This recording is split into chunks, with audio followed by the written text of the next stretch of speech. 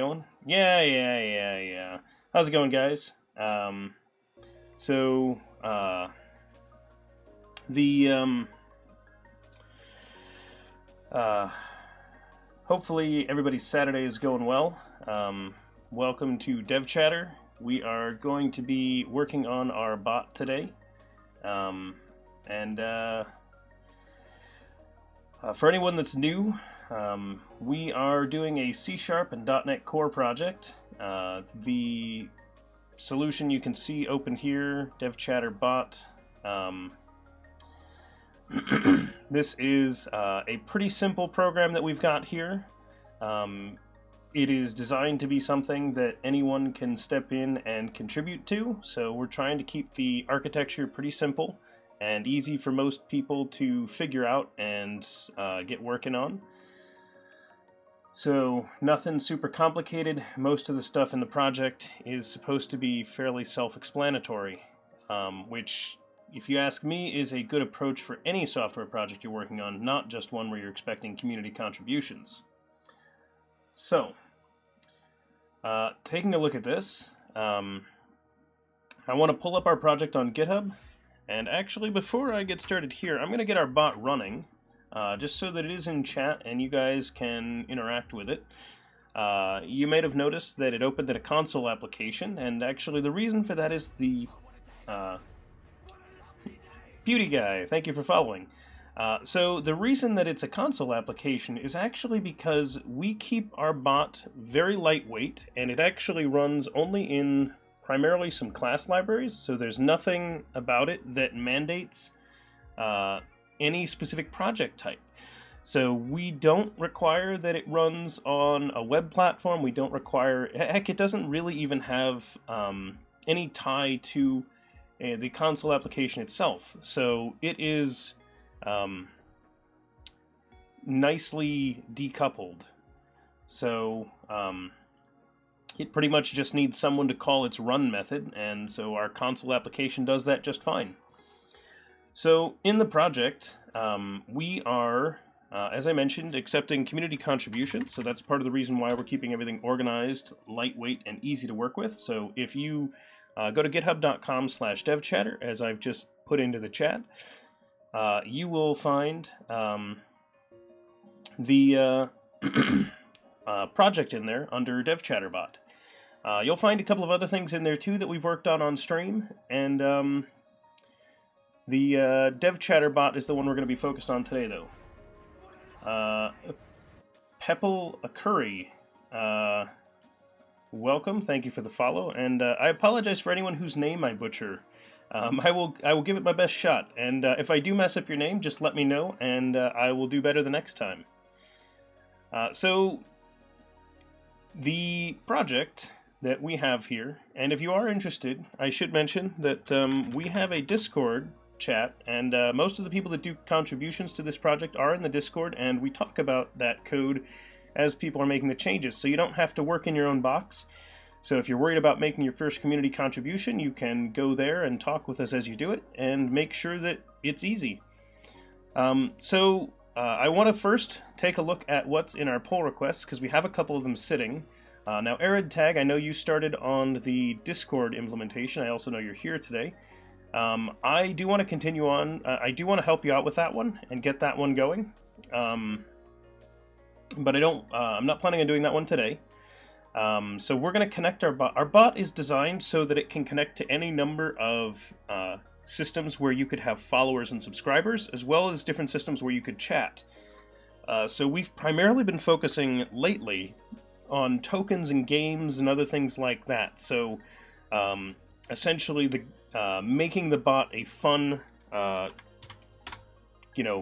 place to play games. So I just did the rock paper scissors command, and that starts up a game of rock paper scissors, which now anybody can join by either just typing RPS, and it'll just give you a random assignment, or you can say, yep, as Pewdie Guy did there, RPS paper.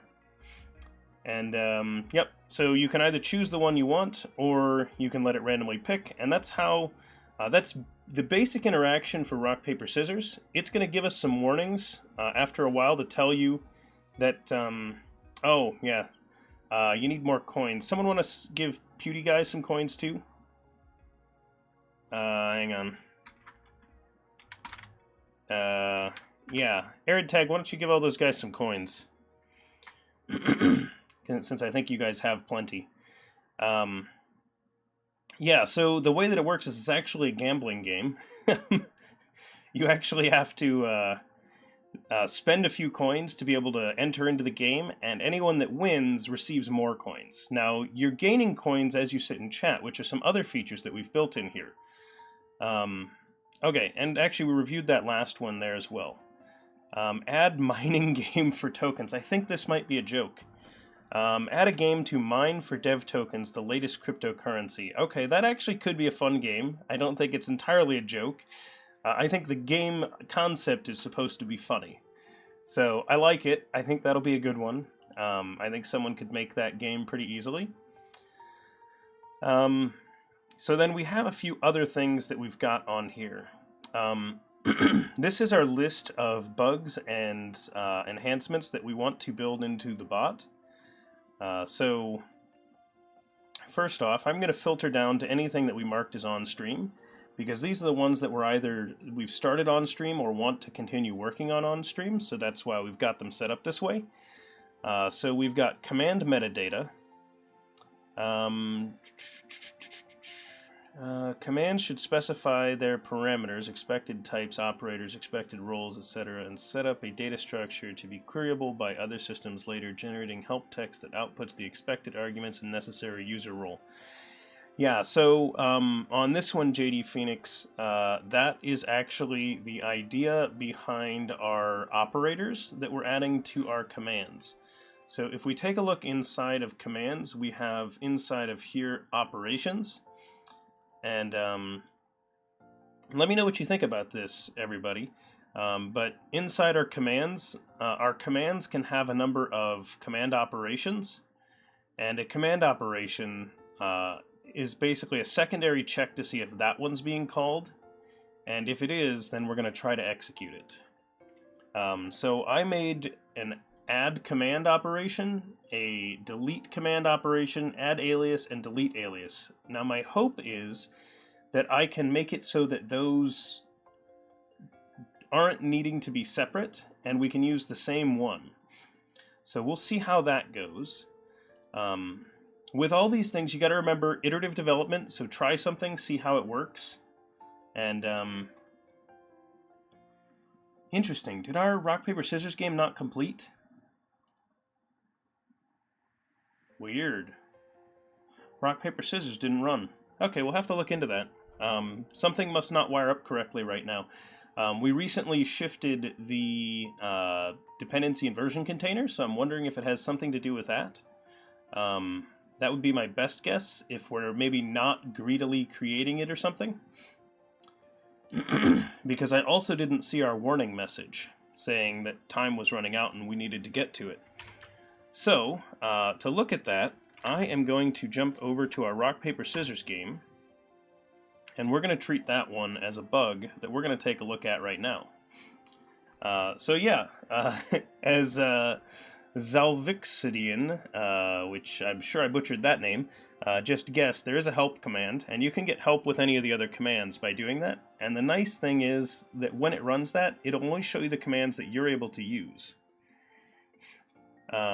Okay, so automated action system, we remove these, but where did we insert them? We inserted them when we started a new game. We set up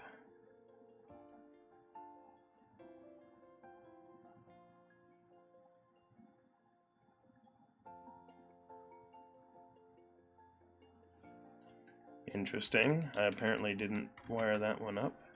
I thought I fixed this.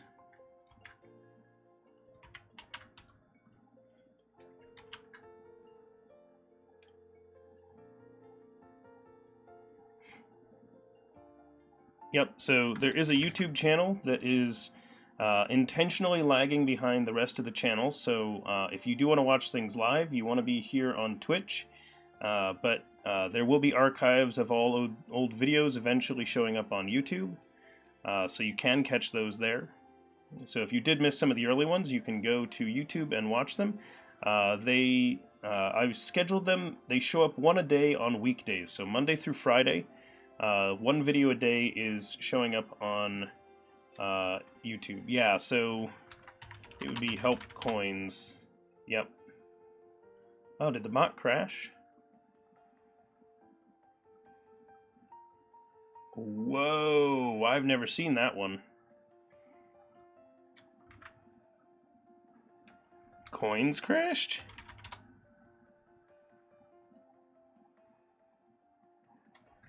I'm impressed.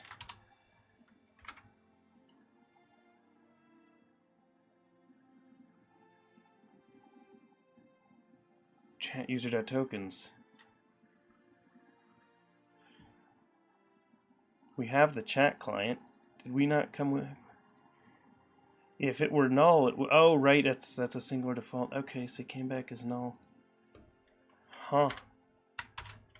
Wow. He wasn't in our system yet.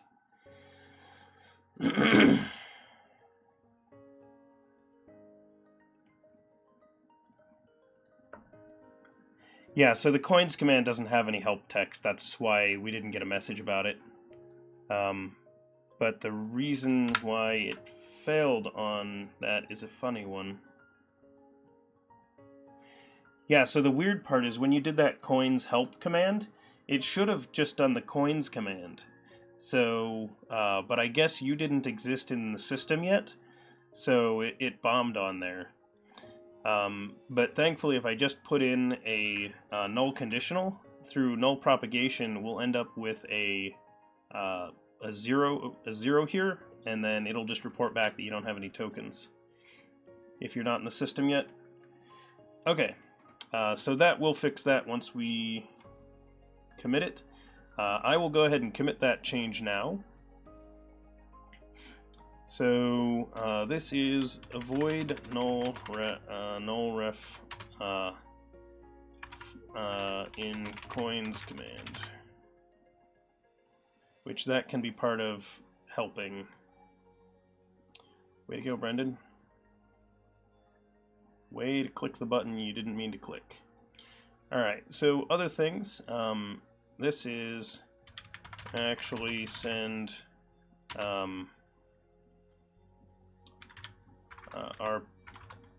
RPS warning message. And then that last one is nothing, so I'm not going to commit it yet. Okay.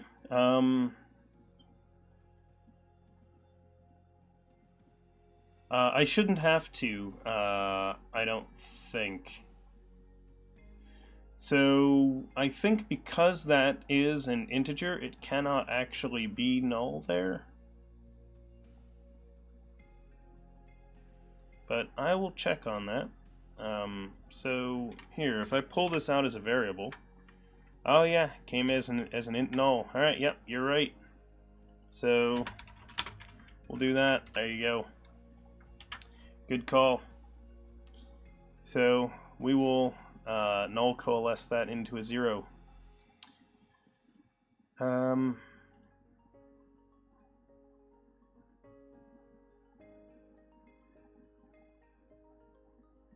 user to check is going to be the username that you came in on from there, so that will not be null. Because that came actually from chat. So, alright, let's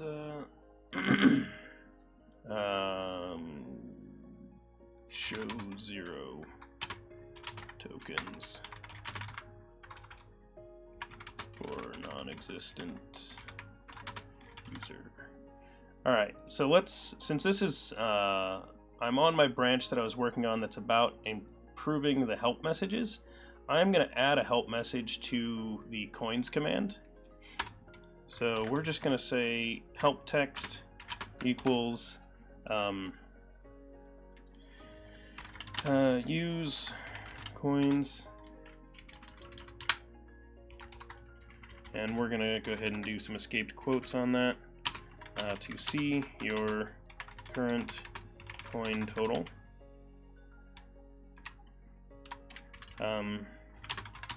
or use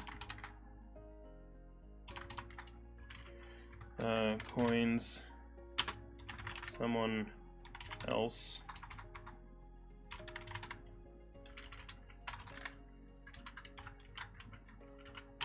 to see other users' coin total. Alright, so that ought to be enough help text for that one. Let's go ahead and restart the bot. Yep, hang on. I can't just, we're not like running Roslyn to live update the chat bot while it's going. And so unlike with like ASP.NET, if you're used to Razor Pages, for example, Roslyn will come by and, whoop, okay. I'll explain that error to the new people here. So the reason why we threw an exception right there is actually we are calling the Twitch API, we're calling an undocumented endpoint in their API to get the list of chat views, the chatters that are in chat right now, and that list, when you request it, can sometimes throw like a 503 error that I'm not catching, and so that's why we bomb out on that one. But I kind of want to bomb out on it because, well, I either want to bomb out or retry, and I'm okay with restarting the bot myself. So I probably should just wrap it and have it retry on its own, but I'd rather Twitch just fix the API. So it's an undocumented API that they make available. Like that single call is. So, and we use that for doing our currency generation. So while you're in chat, you're actually earning coins as long as the bot knows you're in here. And that's how that works.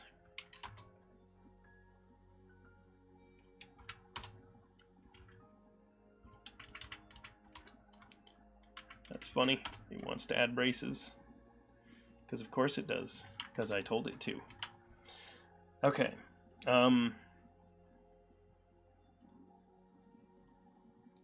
So this is adding coins help text. I don't think coins needs verbose help text. I don't know about you guys. I don't think it does. Let me take a look at the rock, paper, scissors help text, because I do want to get some of these set up. Rock, paper, scissors, command. Use RPS to join randomly, use RPS rock to select rock. Bot will eventually choose randomly and award the winners. Okay, so, let's see who's in here. Yeah, Suzuna, it is basically the best I can get is just to do that. I can wrap the call in a try catch and just retry, but right now I just let it blow up because I need to restart when it happens anyway. And so we'd need to make the call again because I don't want the bot to continue without that check having succeeded. And since it happens on startup, I'm like, I'll just start it again. Because right now it's just running for me, so I'm not too worried about it. Hi, SK Jub. I apologize. You let me know how to pronounce that name, and I will get that closer to being correct. But welcome. Thank you, and thank you for following. Yes, Crimson Green, this is where you troll. If you did want to troll, this is where you would do it. So everybody say hi to our new follower. Welcome. So full help text is what is returned back when you ask for verbose help. Cannot be assigned as read-only. It is our help text. Oh, I need to override it. Yep, that's what it is. Because it's usually just assigned to be that. So, override help text.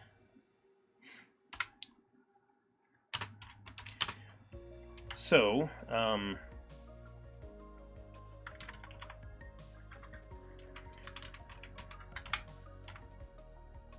I could do a full getter on it, or I could just do the same kind of thing we've got here.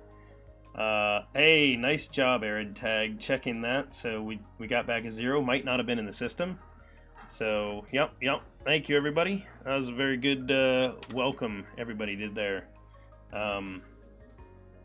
We gonna and anybody that's got it can use the devcha hype in there.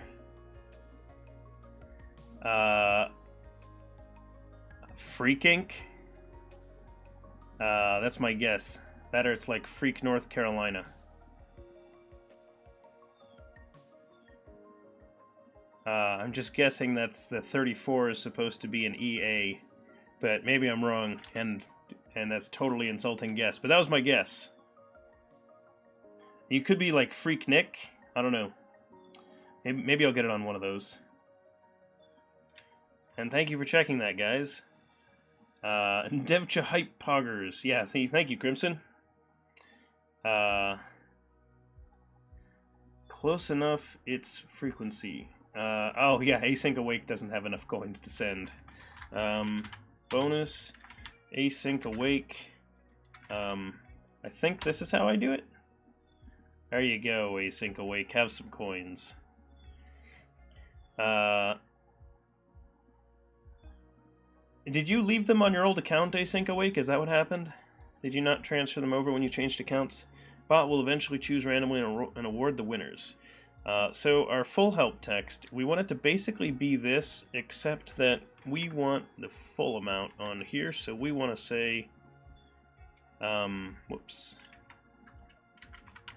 I brought over extra quotes, and it deleted extra quotes. Thank you. Use rock paper scissors. Use rock paper scissors to join to start or join the game randomly. Use RPS to start or join with a selection. You can use rock, paper, scissors, rock.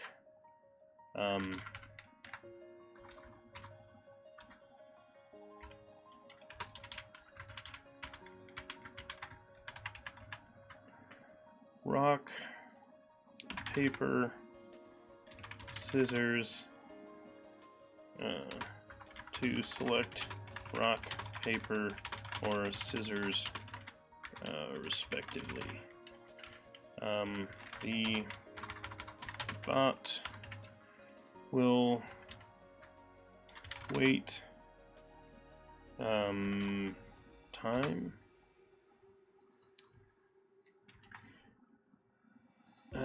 How long does it wait? Oh, that's in there.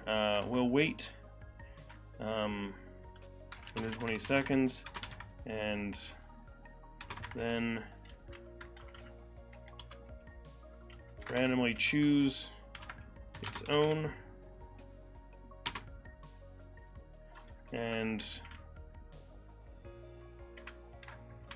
anyone who beats the bot will be awarded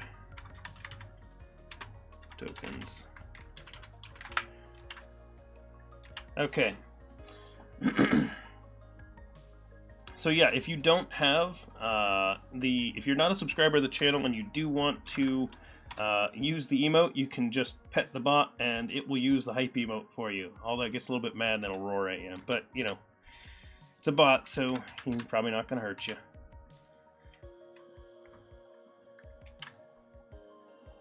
Oh, did I randomly? Thank you. Choose its own, and thank you. Fixed. Typos are the best. Hey, thanks for the follow, Freak Inc. I assume I got close enough, because I don't remember you seeing, I don't remember seeing it correct. Close enough. It's frequency. Oh, yeah, frequency. I like it.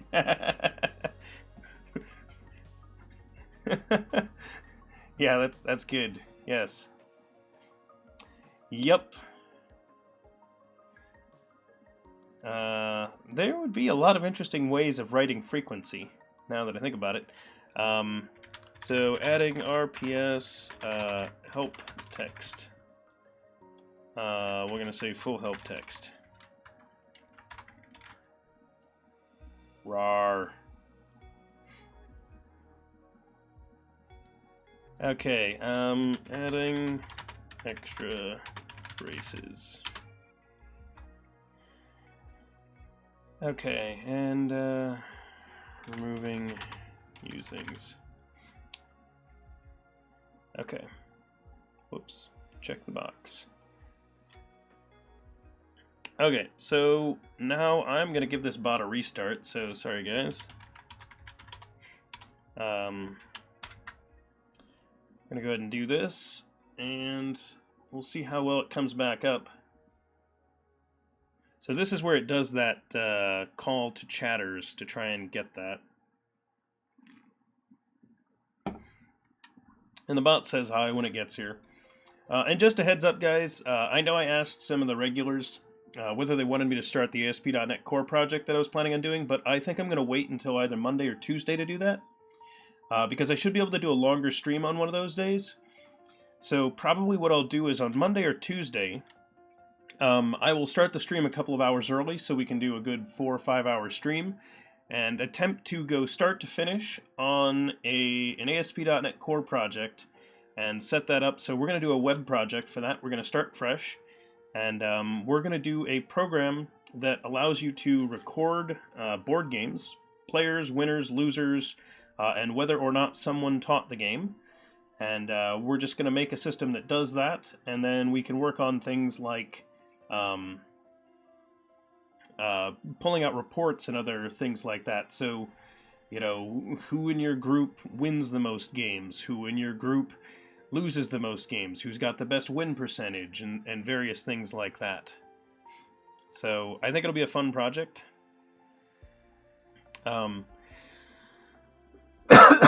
Excuse me. My plan for that one is actually to use VueJS, which is a JavaScript framework that I am not familiar with yet, but I saw recently and thought that one looks interesting. I would like to try it. And that's pretty much how I would recommend you approach pretty much any new framework that you like. Just when you see something that looks cool, just go ahead and, you know, build something with it. So yeah, exactly. See that? Ooh, Vue.js. See, I thought it looked really. I was like, wow, I like the way that works. And so, like, I want to give it a try. I'm not an expert in Vue.js, which I think in some ways is a good thing, because then we can actually figure out what are the things that, you know, a beginner is going to mess up with as they start this. So I think it'll be fun. So yeah, if you're interested, yeah, it seems very clean and light, which is another reason why I like it. And the way it works, it's similar to tag helpers in Razor Pages. So I'm actually wondering, so I'm planning on doing this with ASP.NET Core Razor Pages. So we're going to have like tag helpers out of Razor Pages and what look like, you know, and it's the same structure for a lot of JavaScript frameworks, including Vue.js. And so I'm wondering, like, how's that going to work? Like, what's this going to end up looking like? Because we're going to have a little bit of both. I think it's going to work really well together. I think it's going to be cool.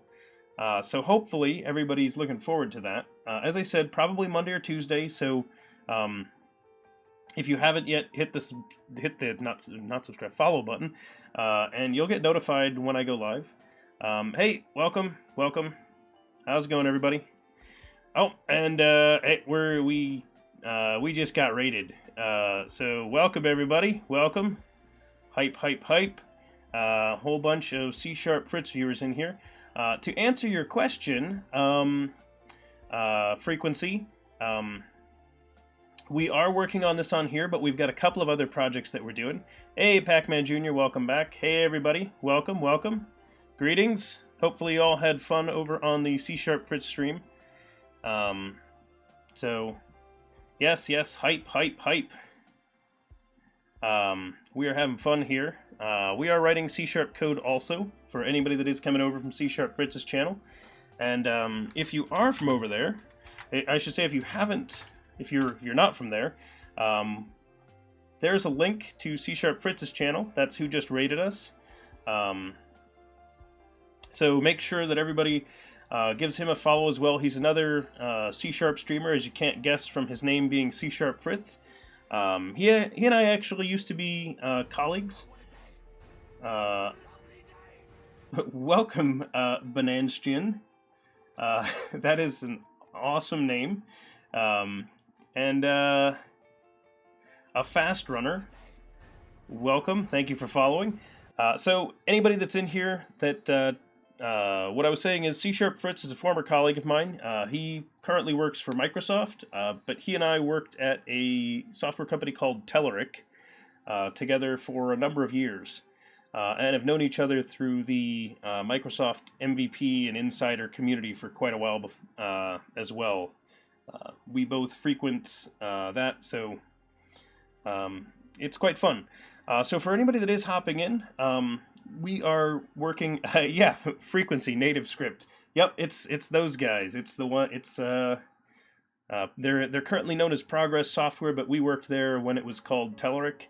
I actually worked there for like 5 years. With a lot of their tools and a number of different teams. Tenobi, thanks for following, and Roosh, thanks for following.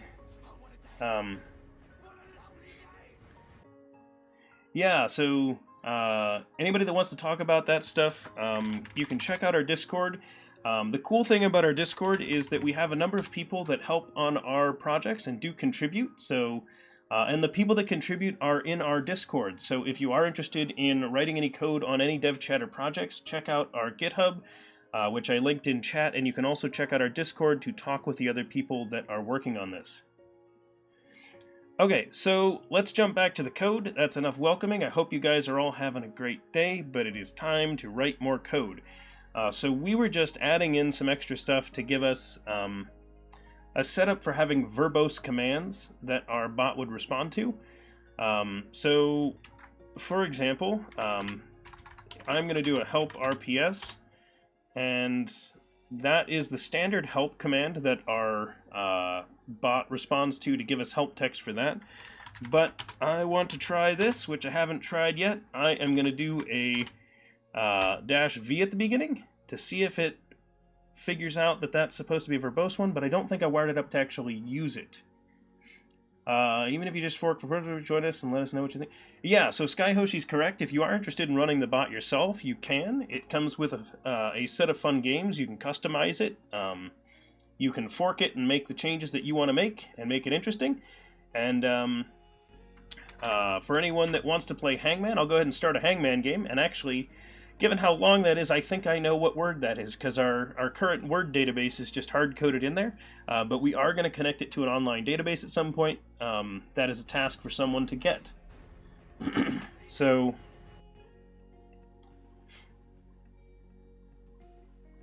yeah, see? There you go. Arid Tag knew what it was.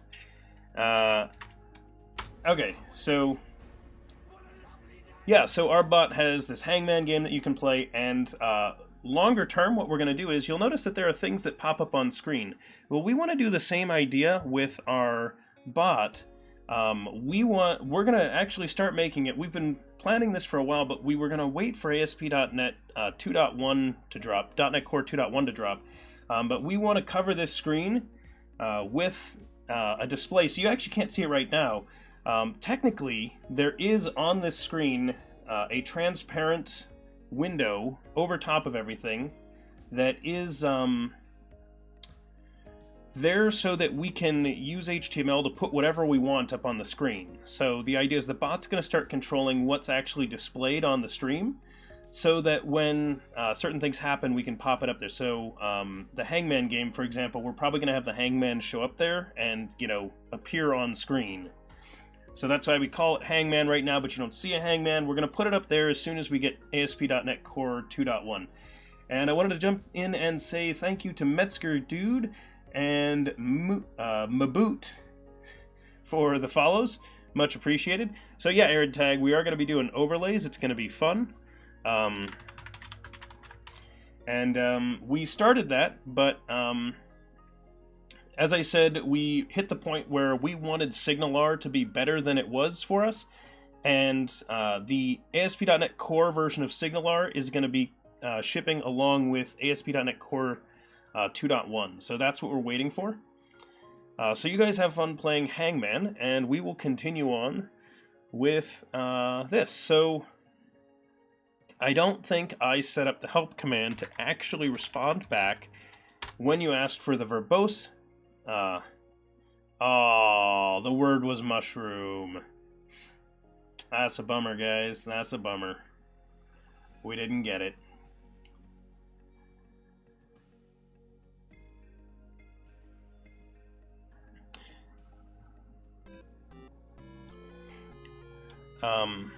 Okay, so the help command.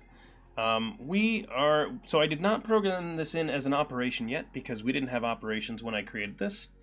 But we have one here. arg1.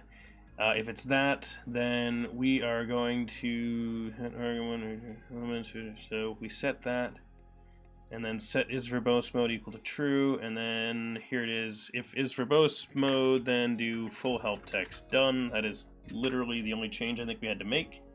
I will wait for this Hangman game to finish, guys, and then I'm going to stop it and restart the bot. Yes, Pac-Man Jr., exactly. So we want to use the new Signal R, and the thing is, because this is an open source project that a number of people are going to be able to use, I haven't wanted to pull in the preview SDK.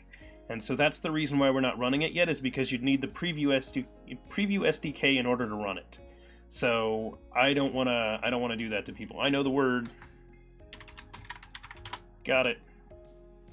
All right, stopping the bot, everybody.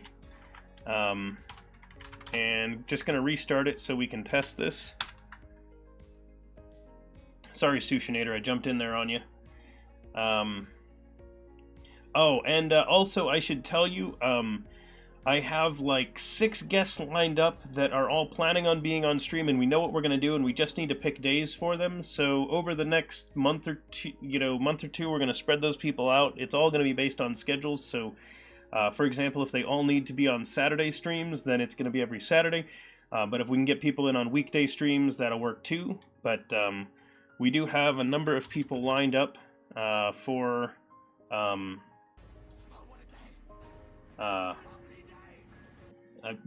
pair programming on stream. Karsten Pet, thank you for following. Welcome. So what did I want to do? I wanted to do -v and RPS, I think is the one. So that looks like the full help text. Sushinator, there will, once I confirm a date for each one of the guests that will be on stream, I will add them to our stream info, and yeah, that is a lot of help text. So our plan is actually to have him whisper that to you at some point, Crimson Green, but right now the bot just shoves it right in there. So if you do want to see things, I need to update this. It's out of date, but whenever there is a planned stream with something going on, this will turn into a link. So we are currently on this stream. Since there was not a guest today, there is no link, so there was not a specific thing that we were working on. One of these two, either Monday or Tuesday, is going to get information about the ASP.NET Core project that we're going to be doing. So for anybody that wasn't here, I'm going to be starting a new ASP.NET Core project on either Monday or Tuesday of this week. I'm going to do a longer stream than normal. We're going to start probably 2 hours before the scheduled time, and that way we can run for about 5 hours. And the reason for that is I want to do a start-to-finish ASP.NET Core project and make an MVP of a project, so the minimum viable product. And what we're going to do is we're going to make essentially a site that allows you to record board game stats, essentially. So who played it, like what game you were playing, who played in it, who won, who lost. So you, anyone, your friends, your gaming group will be able to use this to record any games that you play. We then want to let you pull interesting stats out of it. Things like, who wins the most, who loses the most, who's got the best record. Things like who wins the most when they teach, and just other interesting bits of data that you can pull out that'll be fun. So we're just going to do that as a bit of a fun side project. And yeah, so going to start that on Monday. We're obviously not going to do like the full thing, but what I do want to do on Monday or Tuesday, one of those 2 days, what we're going to do is ASP.NET Core, and part of the reason why I want to do this project is I'm going to set it up so that we are using VueJS for it. So we are going to be using that as our JavaScript framework that we bind everything with. So if you, I'm not familiar with VueJS. I saw it recently, thought, hey, that looks cool. I want to try it. And so we're going to try it together on stream and take a look at VueJS. It looks very clean, very nice, very fun. And so I thought, hey, let's give it a shot. There's no better way to learn a software, any software package than just going and giving it a try. There's something to be said for seeing someone else use it, but there is no better thing than just using it. Okay, so I am going to commit this because our full help test seems to work. Actually use the full help text. Oops, full help text when requested. And I'm going to push that up, and we are going to do a pull request on that. And yes, I am sometimes a little bit cavalier about the pull requests of these things that we do on stream. Like that one. Let's see, what did we change?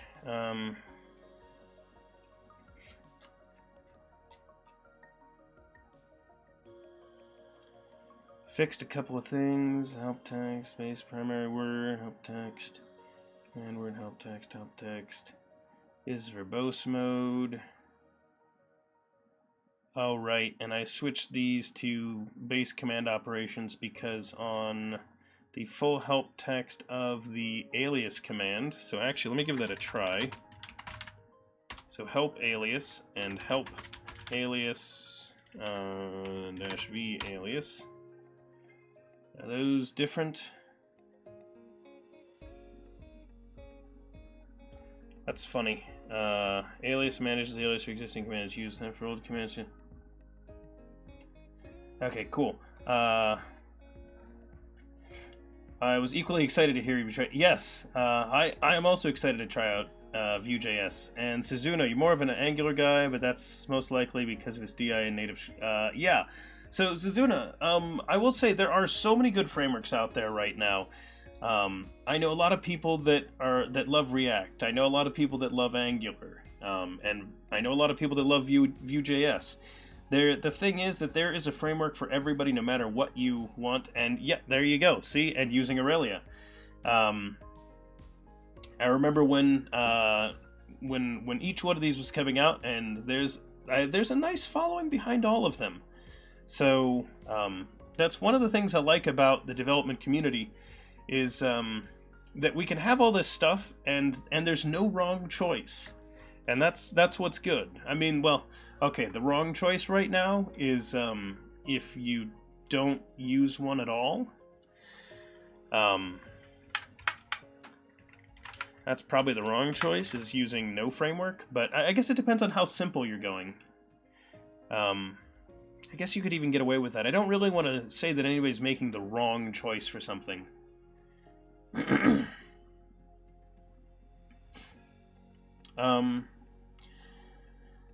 So the interesting thing about that is I was having a discussion with people recently, and there were a lot of people hating on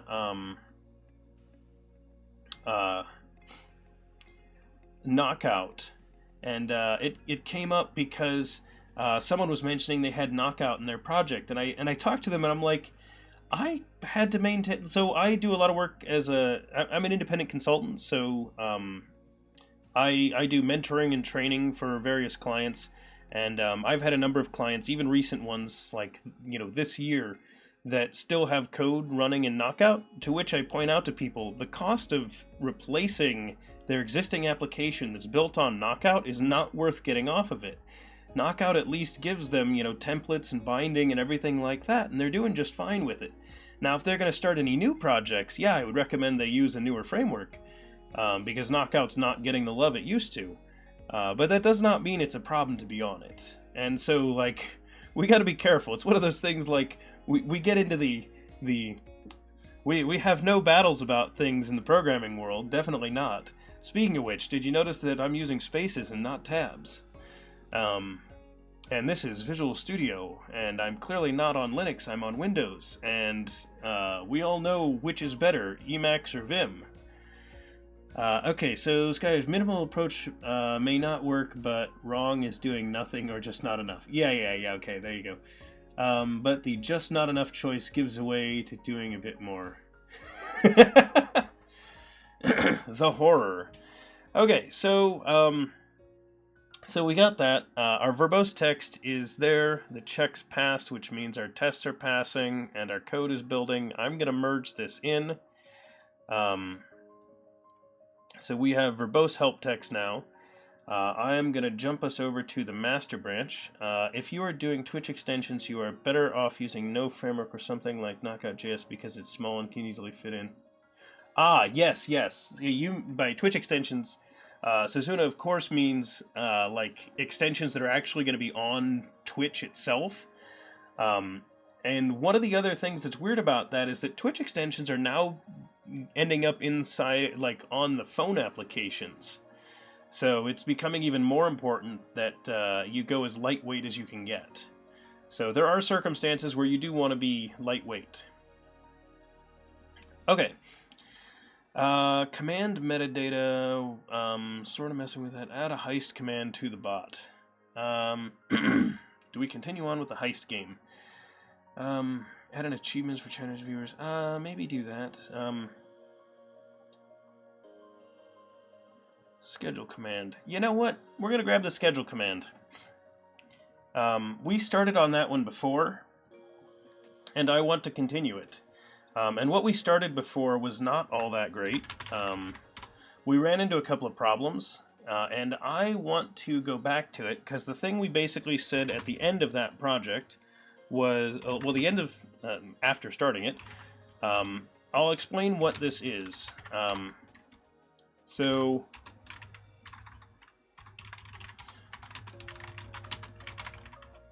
I left a couple of branches I need to clean up, I'll get them later. How brave am I, guys? How brave am I? I'm brave, aren't I? Let's see what happens. This could get ugly. Setup bot broke. Okay, that's fine. Alright, so, here's how we ended things. We were going to make a schedule command so that you guys could ask the bot for my schedule, or really anybody who's running the bot. And the idea is that you might tell the bot your time zone or your time zone offset. Either one, we haven't decided. We're going to do whichever one's easier to do. So I might do, you know, exclamation point schedule and then like -4 to say, hey, I'm 4 hours before UTC. Or I might type in, you know, exclamation point schedule and say Eastern Daylight Time or something like that. Tell it which time zone I want it in. Now, the danger I have with doing a time zone selection is a lot of people don't understand what time zone they're in. Because I live in the eastern part of the United States, and because of that, we observe a different time zone depending on the time of year. So that's actually the way Daylight Savings Time works. Eastern Standard Time doesn't change. Eastern Standard Time remains the same. What happens is the place where I live decides that we're going to run on Eastern Daylight Time instead of Eastern Standard Time for a portion of the year. And yes, Janiscu, the number of times I've had to explain this to people is really kind of weird. Okay, so let me catch up with this. All the Vue works well in extensions too, but something like Aurelia and Angular don't have the standalone version, which you can include in a script tag and use without compilations doable at all. And Eastern Standard Time, Daylight Savings Time for the win. John Skeet is good with that. Yes, John Skeet is the guy who did Nota Time, which we're going to include. Twitch knows I get my Twitch schedule in my time zone. Yes, Sushinator. So the panel, so for anybody that's on the actual Twitch website, if you look down below, there's a panel on my, like, below my stream, and in that panel is a little rectangle that has the schedule, and it should go into your correct time zone. Yeah, so propagated, you brought up a great point. So there was a let's see. He actually tweeted at us recently and said, if he's in here, I'm just going to scroll a little bit and then say, right here. So, John Skeet did say after a recent stream that we can get him on here at some point. So, that's the plan. We will bring him on stream because he said sure. So, you know, that is a great question, Cragsify. Why don't you try the uptime command, as it might tell you when I started. So there you go.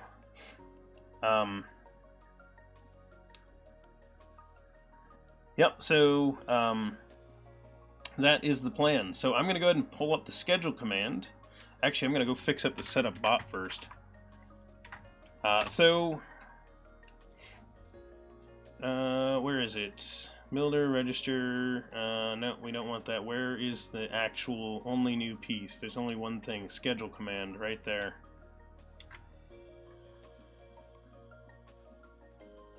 Bonk. There we go. All right.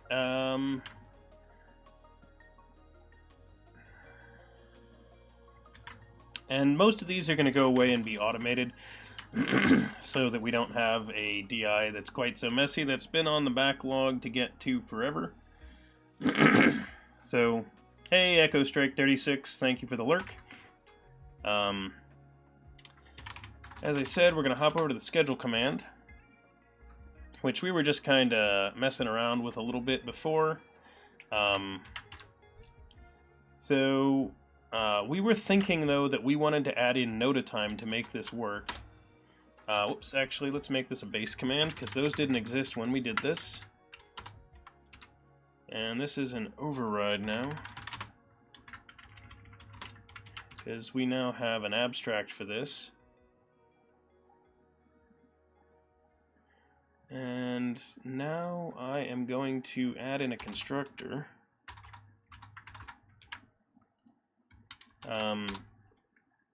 Yeah, so we're going to add in... So there's our constructors.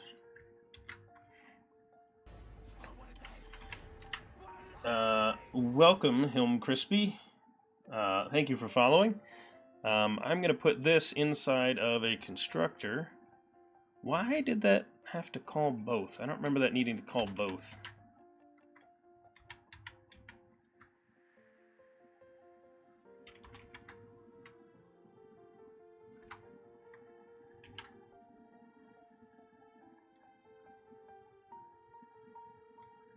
Oh, right.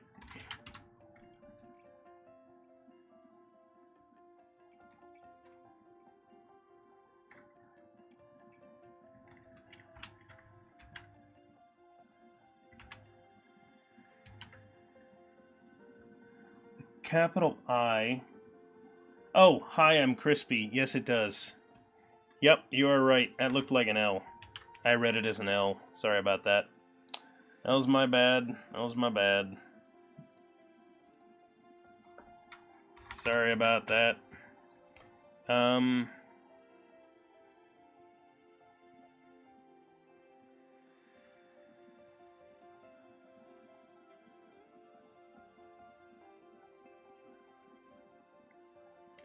Huh. Yeah, I figured.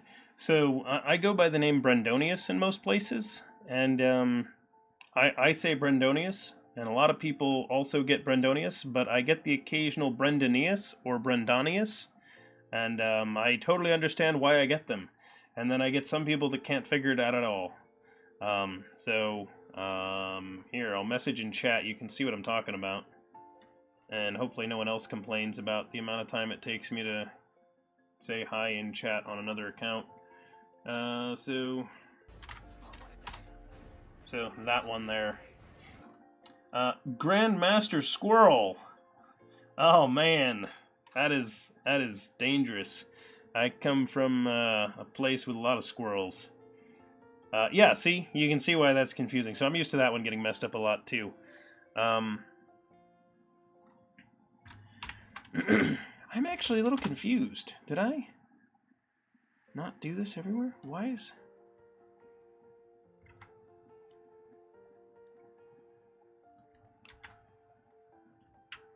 I think I don't need this second one. I think it just created it for me, but I don't actually need it. Good, I don't. That's fantastic. I shouldn't need it. President PewDiePie, welcome. Hello from the eastern part of the United States. Or maybe I'm actually from the north coast of the United States. So I can, you know, just drive like, I don't know, 30 miles north, switch to a boat, and I can get to Canada. So, North Coast. The old delete and wait for squiggles technique to verify if something is required. Exactly, Echo Strike, that is exactly what you do. You delete stuff, you wait and watch for squiggles, and that tells you if it was required or not. That is exactly how we do things here. And actually, I think that ought to essentially finish the merge back to where we are and this is working, and then I'm going to commit this. As long as the only errors are that it can't copy the file because I'm running the bot, so it can't copy over the, whoops, because I'm running the bot, and it can't copy over those files. If those are the only errors, then we're good. They are, so I'm going to go ahead and commit this. Okay, so git add, yep, Senate bot, and git add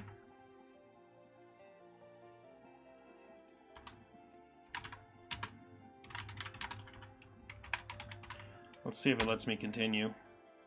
There we go. Okay. Cool. We are up to date, and everything should be good.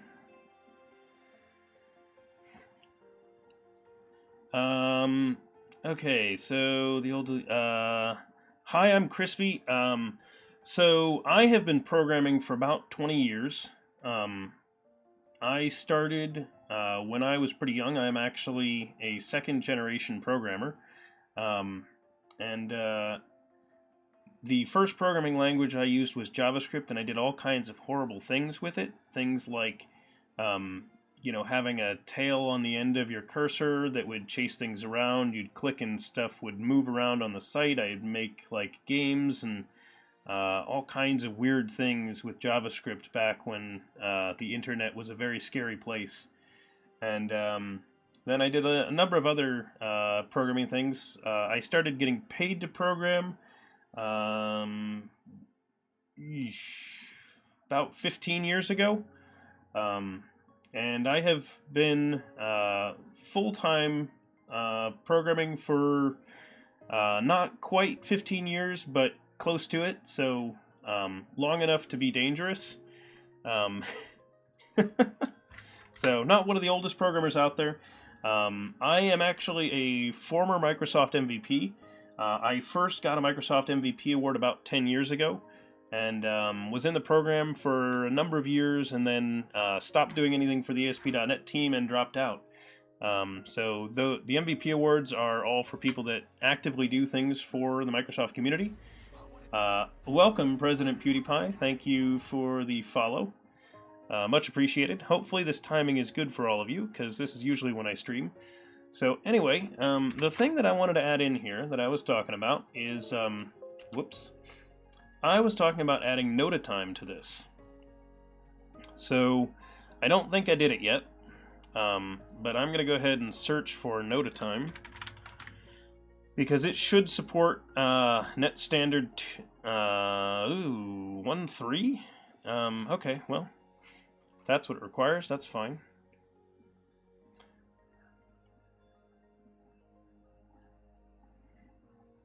All right, so I was expecting it to be a 2.0, but we're beyond 1.3, so that's fine. That should have gotten it. Let's go ahead and build this. We'll take a look. Hi, I'm Crispy. Are you a new developer? Have you been programming long? What's the deal? Because you asked the question, right? I'm gonna go ahead and restart the bot, everybody, just so we get the schedule version that we're running.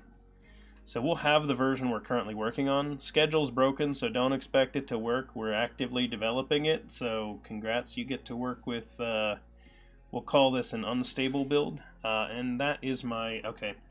Explanation for all the new people.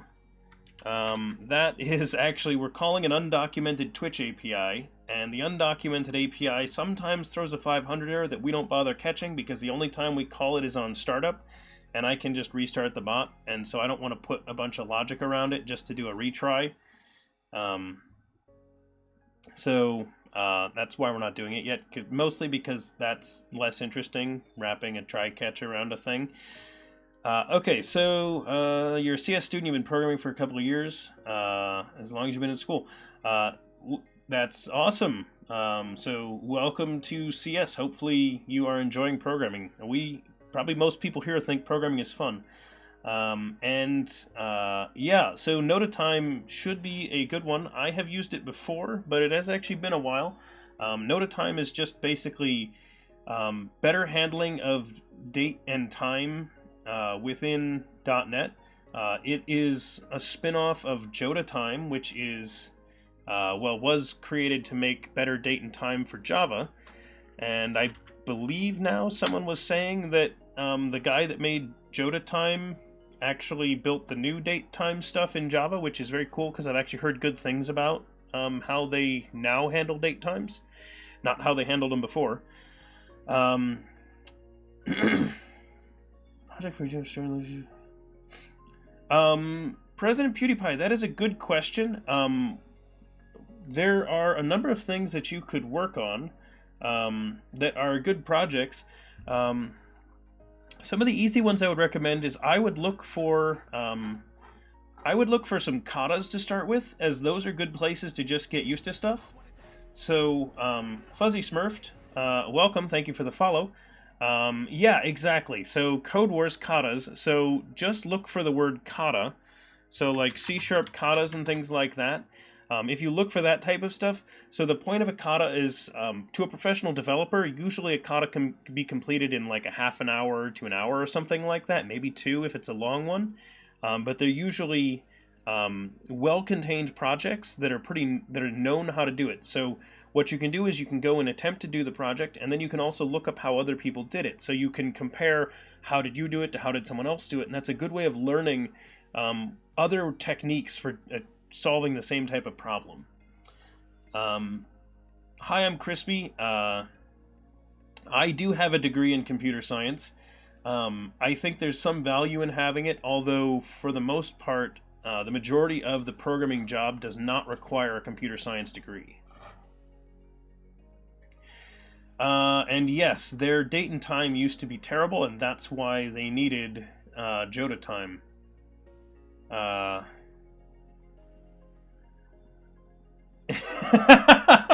Echo Strike. Oh, that is funny. Yes. Okay, so interesting story, which I do actually want to tell. I'm going to get back to the programming in a second, but I do actually want to tell you guys something hilarious. And yeah, Craigsify, I actually know a lot of programmers. I know one that has a chemistry degree, one that has a physics degree. I know plenty that just got standard business degrees and then went into programming instead. And I know some that were in computer science programs and then dropped out and just got jobs programming and never went back to get their degree. It's very common. You don't actually need it. That's just sort of the way it works. Programming isn't technically related to it, but that's not to say that some of the fundamentals that you can learn inside of a computer science degree don't have value. So, for example, part of the reason why I know programming languages, operating systems, and other things like that as well as I do is because I have a computer science background. So I actually had to learn about what's actually going on underneath the hood. And so that's the value in a computer science degree. And yeah, see, liberal arts degree, programming for many years. You don't need a comp sci degree, but it does help. Okay, so The interesting story that I wanted to talk about is there's a kata that I like called Greed, and actually I am going to go ahead and bring that up for you guys so you can see what it is. And I know a place where we can look it up. And where is it? Katas? Nope. So this is someone that I used to and still do work with, and so I wrote up a bunch of katas back in the day, and when he and I worked for the same company, and he has compiled them nicely on his kata catalog here. So I will go ahead and link this in chat for anybody that actually wants to check these out. Yeah, if you know Ardalis, yeah, Ardalis and I worked together for...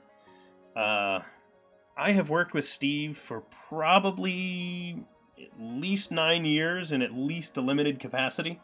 So there's a link to some to a kata catalog.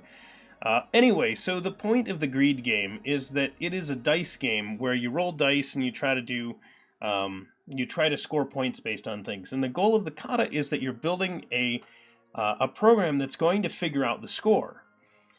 And so in doing this, someone I know wanted to be a little bit of a troll, and so he was doing the Greed kata, and he decided he was going to make a single link statement for each one of the rules for how you score things in Greed. And so he thought he was being funny, because he made like 5 lines of code that did all the scoring, and they just did it through link. Well, I showed him because I figured out that you could actually take those lines and consolidate them into one. So I don't have the code handy, but I will tell you if you do want a challenge. Now, I don't recommend you ever put this into production. Don't ever write production code that looks like this. Don't ever write production code that looks like this. And the third most important thing to remember is don't ever write production code that looks like this.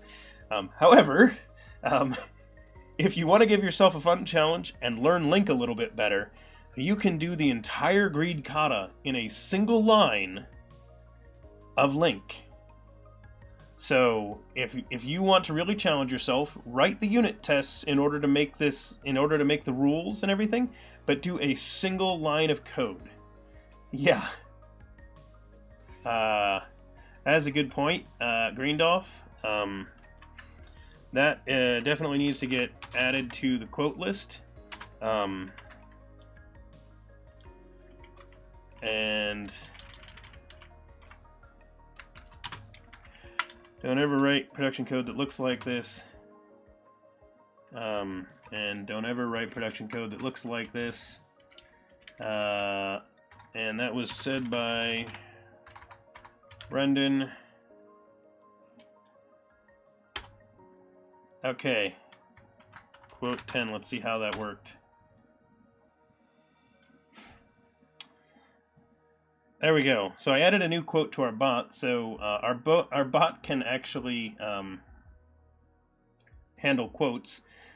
So there's our quote, and yeah, I will show you guys how that can be set up. But if you do want to give yourself a challenge and you do want to learn Link, that is actually a pretty nice way to do it. Trying to solve a problem using Link that you shouldn't solve with Link is actually a nice way to learn Link.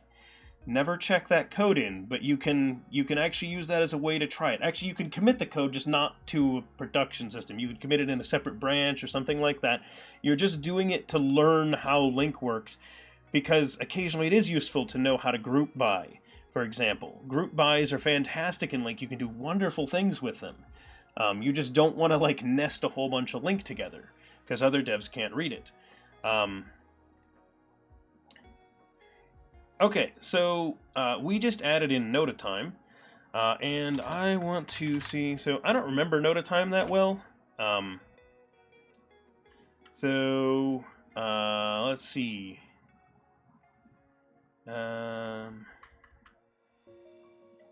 what do they have? Maybe someone remembers. So date time zone represents a time zone. Yep, okay, so I put my times in there in UTC, but I don't really want to do that. So we're going to have a time zone equals new, nope, equals Date time zone. For offset. Returns a fixed time zone with the given offset. Okay, cool. That looks like what we want to do. Okay.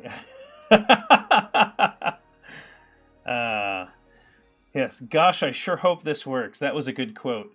Pull request denied. I can't stick around, gotta go get some stuff done.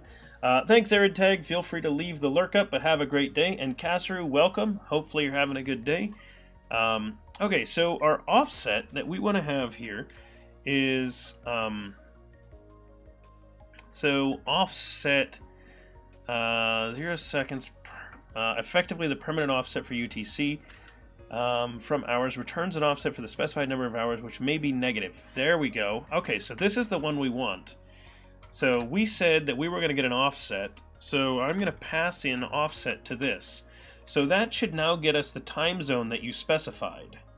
So essentially, I want to be able to get that value. It's not rigged, I swear. Okay, thank you for answers, man. So understanding. Only 2/3 of your words because I'm... yeah, sorry about that. The nice thing is, at least as far as American English is concerned, being from the Midwest means I actually have what's usually an easier to understand accent, because we're part of the region of the United States where we pronounce more of our letters. So nothing is like merged or added or removed that isn't from all American English, basically. So don't worry about it. If you ever don't understand something I say, just ask. I will try to clarify. Creating new time spans. Yeah, exactly, Greendorf. This is why we're switching to Nota time. This is supposed to be much easier to work with. Thank you, Async Awake. Glad to hear it. I don't speak Russian very well at all. I've learned a few words in the past. My German, so I do speak German, but I speak it very poorly, so you don't want to hear my German. It's really bad. I've spent enough time in Germany to know that my German accent is terrible. I sound like an American speaking German. It's awful.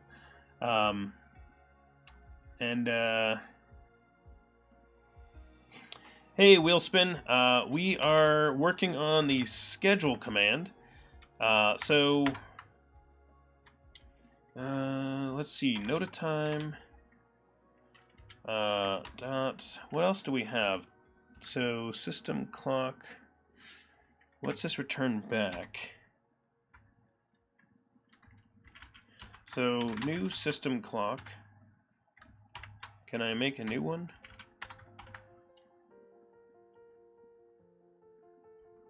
Oh, did it have an instance something or other?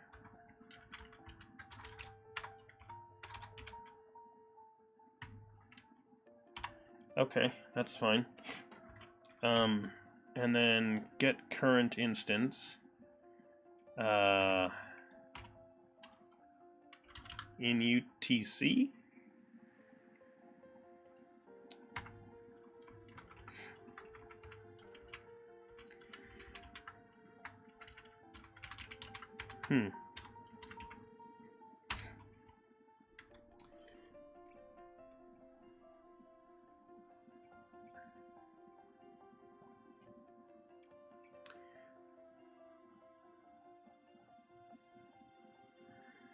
Danke.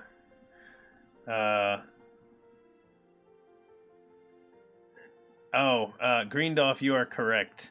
Although I used to work for company... So I mentioned that I worked at Telerik. Many of you guys might not realize that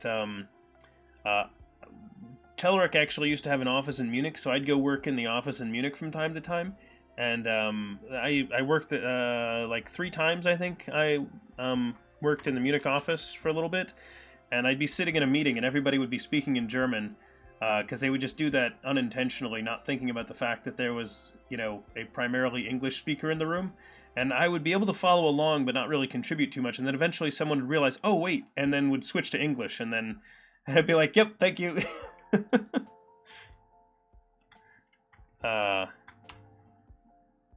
So anyway, so get current instance. It's part of the challenge. In a lot of places, actually, is if someone realizes you're an American, they usually switch to English, so it makes it hard to practice your language no matter where you are, Greendolf. We run into that everywhere, because all around the world, English is like the most common second spoken language, so it doesn't matter where you are, someone there speaks English.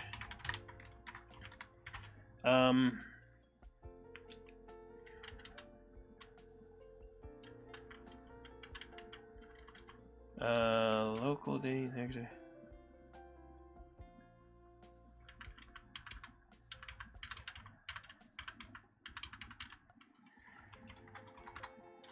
Okay, so hang on. How does this work then? Time zone dot. I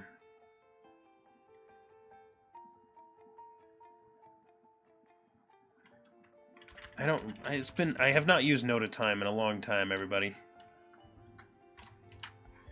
So what I'm gonna do, because I'm not brave enough, is I'm actually just gonna pull up Nota Time.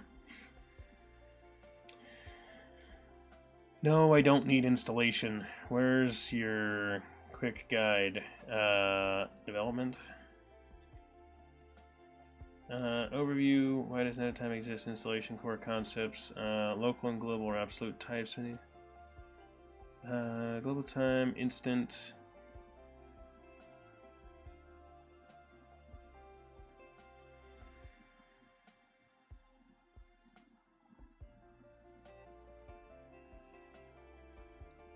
The instant has no concept of particular time. So an instant.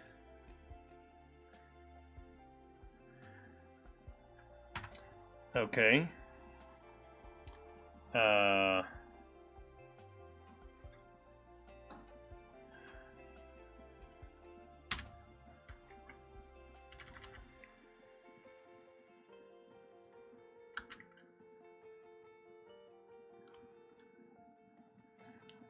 Representing the same instant in time.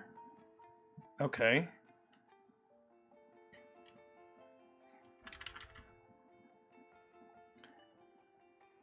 Okay, from UTC.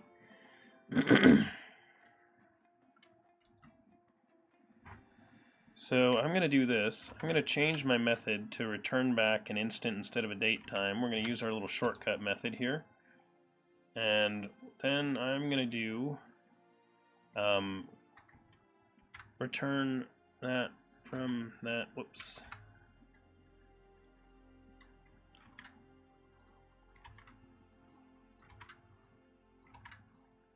So I kind of hacked this thing in here because I want to be able to pull the dates, and I wasn't exactly sure how I wanted to do this. So that is year, month of year, day of year, and then hour, and then minute.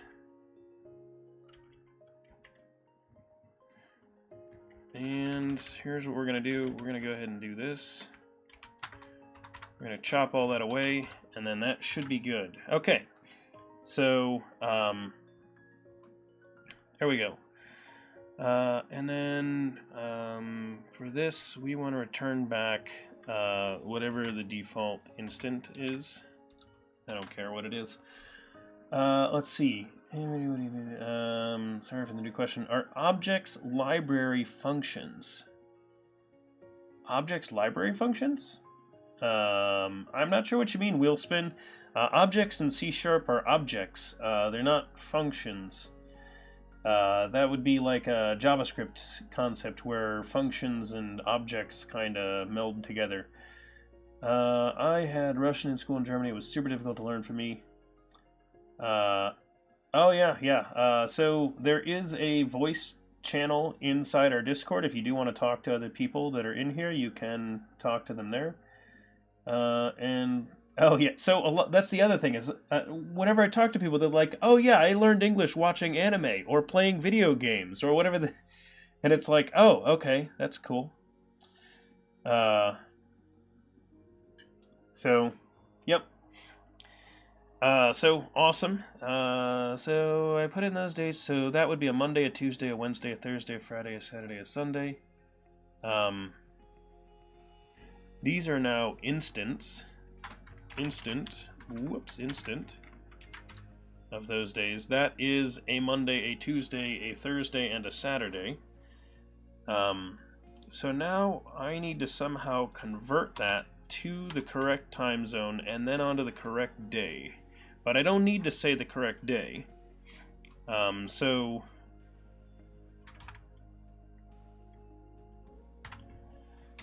this data is all going to need to come from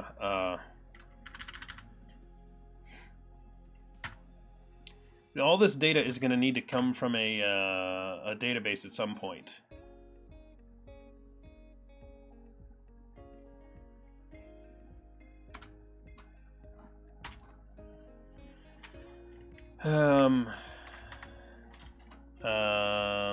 To date time offset.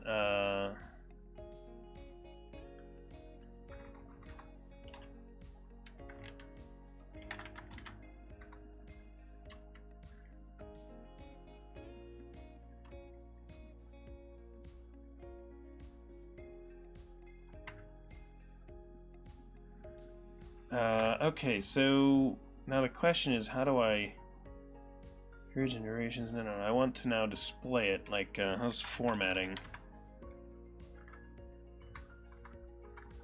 Not information. I want formatting. Unfamiliar. Thank you for the follow. That's right. I totally figured out that that was unfamiliar, all on my own without any help.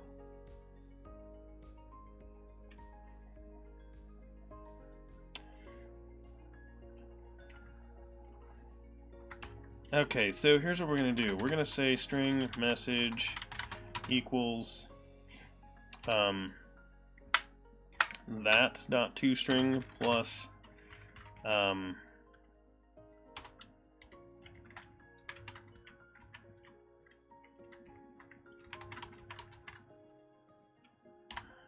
we're going to do this for now. Tuesday, Thursday, and Saturday. If someone wants to figure out how I format this, that would be awesome, because I would love to know what kind of formatting I need for this thing.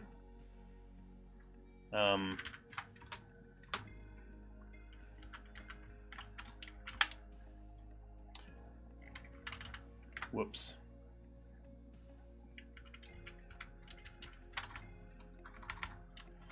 Okay.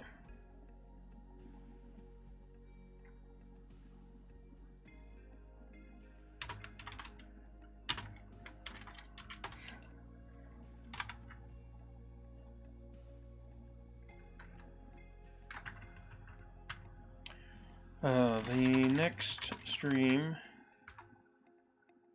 will be on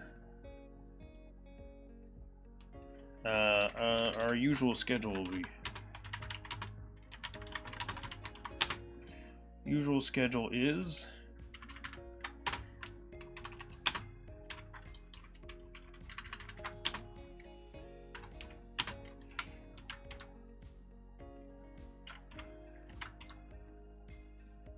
okay. Welcome. Note of Time website needs to cool it on the font choice. Yeah, I agree. I'm watching Friends on English language, English subtitles. Yeah, so that is actually a very good way to learn English. Is you can run English language and the subtitles, and it'll help you understand what people said. Yeah, so for the you mean how did I do the multi-line? How did I do this? And edit all on the same line at the same time? So basically, what I did was I hit Alt. Whoops, sorry. I hold Alt and Shift. And while I've got Alt and Shift held, I can actually do a multi-line select like this and get anything. So I'm hitting arrow keys and I have Alt and Shift held down. Alternately, I can hold the Alt key and click and drag. So I'm just holding Alt and I can drag and make a box like that and edit anything in that. So very nice addition. I think that was added in VS 2015. but it's available in 2015 and 2017 if I remember correctly, and it's a very nice feature. It's in a lot of text editors, so super, super useful. So chat client, send message. We're gonna take a look at what this does. I don't even know yet, guys. We're gonna take a look.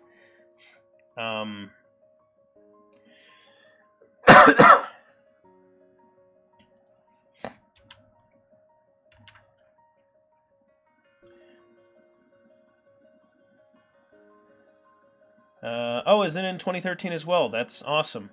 Okay, so thank you for the follow. I am Rook. I am Rook. It's probably one of those, but welcome. Thank you. Oh, okay. Well, I didn't remember how long it's been in there. There's so many things. I'm going to go ahead and restart the bot, everybody, so that we can get our new schedule command. There it is. I knew you'd followed because the bot had already reported it. The bot figured it out long before Streamlabs did. Okay, so there we go. The bot's back in channel. And,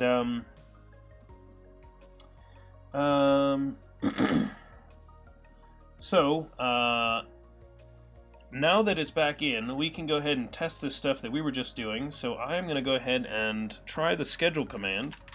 So, first off, it requires the offset now, so let's go ahead and see what it does. Okay, so that's spitting out the full date, which is fine, and it's listing the offset in that. Okay, very cool. How do I just get it to be local time? Time of day, okay. So we're going to try that.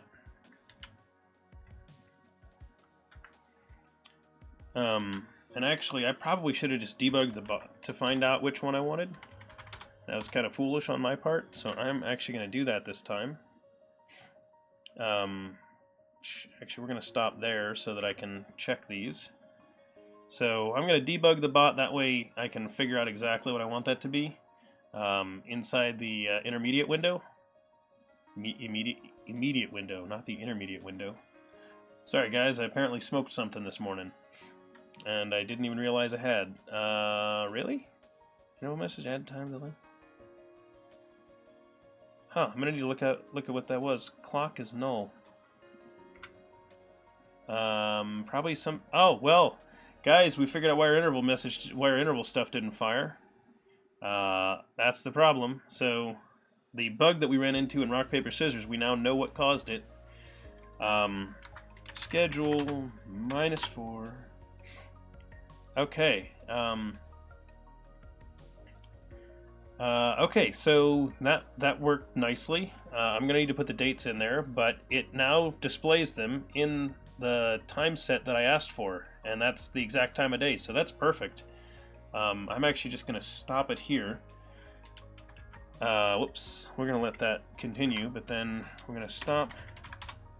Let's see. EchoStrike, some Pluralsight authors recommend using unit tests for this kind of trial and error testing. You know, EchoStrike, this Pluralsight author would also recommend that you do that. In fact, that's actually why Scratch testing exists right there. So that's actually how that one works. So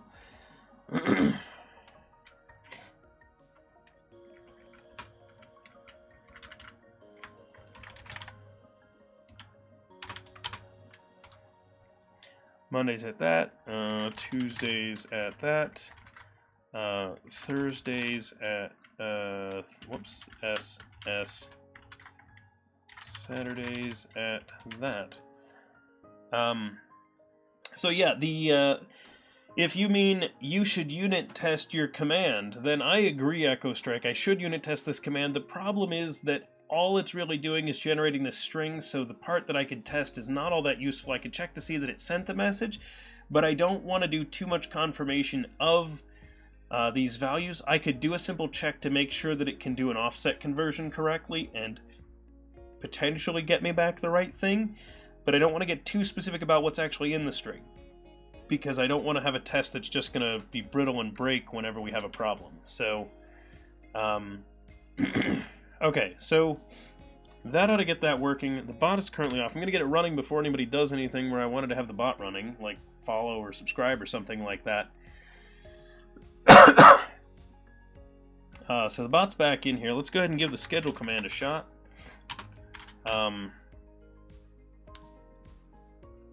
Okay, not bad. So that seems to work. That's in my time zone. So what time is it in Central European time right now? Are you guys +2?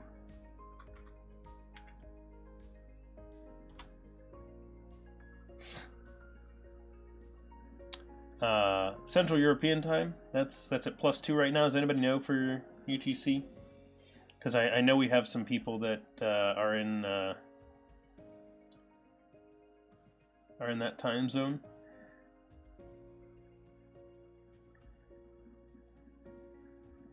Yeah. We could put it in military time. So it's 21 in Moscow. So and 20 in Denmark. Yeah. So for example, so yeah, if you know your UTC offset, then you can call that. So all we support right now is UTC offset, but I'm going to call that a win because that seemed to actually do what we wanted it to do. We'll nice this up a little bit later.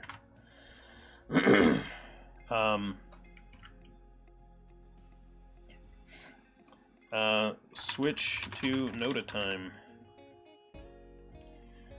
And why is that wasn't on GitHub? I didn't put that on GitHub. Hamburg UTC +1. Oh, well there you go. So if you're at UTC +1 right now, then schedule at 1 would get you that. So those would be the normal start times for UTC +1. So anybody that wants to know when that starts, it should also be listed in our panel below the stream. So if you're on Twitch, you can look down below and you'll see our schedule. Because our next stream after today will be on Monday at as my time would say 2 p.m. But if you do a schedule 0, that'll get you UTC. So those are the UTC times that I start, which is 6 p.m. Most days, except we start at 5 on Saturdays and 4 on Thursdays. Although, as I mentioned, on Monday or Tuesday this week, I'm going to start at 4 p.m. UTC. We're going to start a couple of hours early. Oh, did I lock down who could use it? Oh, wow, I locked schedule down to mod while we were testing, I think. I'm going to open that up. That's going to be an everyone command. Everyone can run the schedule command. That would be silly not to let everybody run it. Allow everyone to run schedule. I think I just kept it locked down while we were in development was the plan, Janisku, but thank you for checking that. Don't worry, guys. It's getting fixed. It's getting fixed. I'm fixing it. I'm fixing it. Fixing. Here you go. I think it was just locked down while we were in development because I didn't want everybody calling it while we were trying to make it work.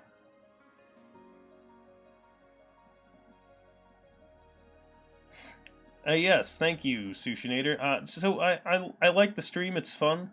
I'd like to make it a nice spot where everybody can, you know, show up, catch what's going on. You don't need to catch every single thing. Oh, thanks, guys. Thanks. Look at these exceptions you're throwing, and you wonder why I lock it down to mod only.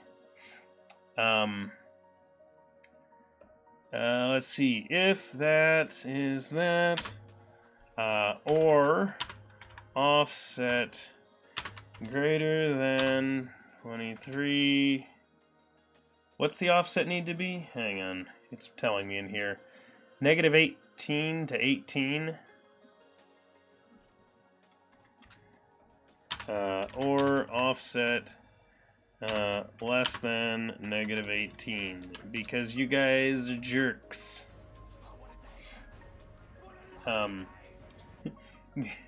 Yeah, we're stopping the thing. Thank you, DLSP99. Thank you for the follow. Hopefully you're enjoying Dev Chat. Oh, nice, Greendolf. Yeah, null.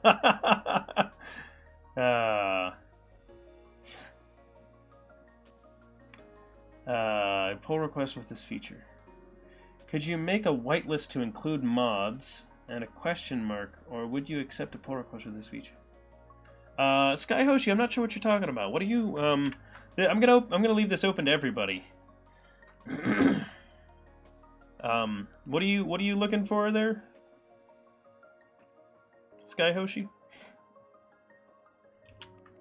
I opened it up so everybody could run this.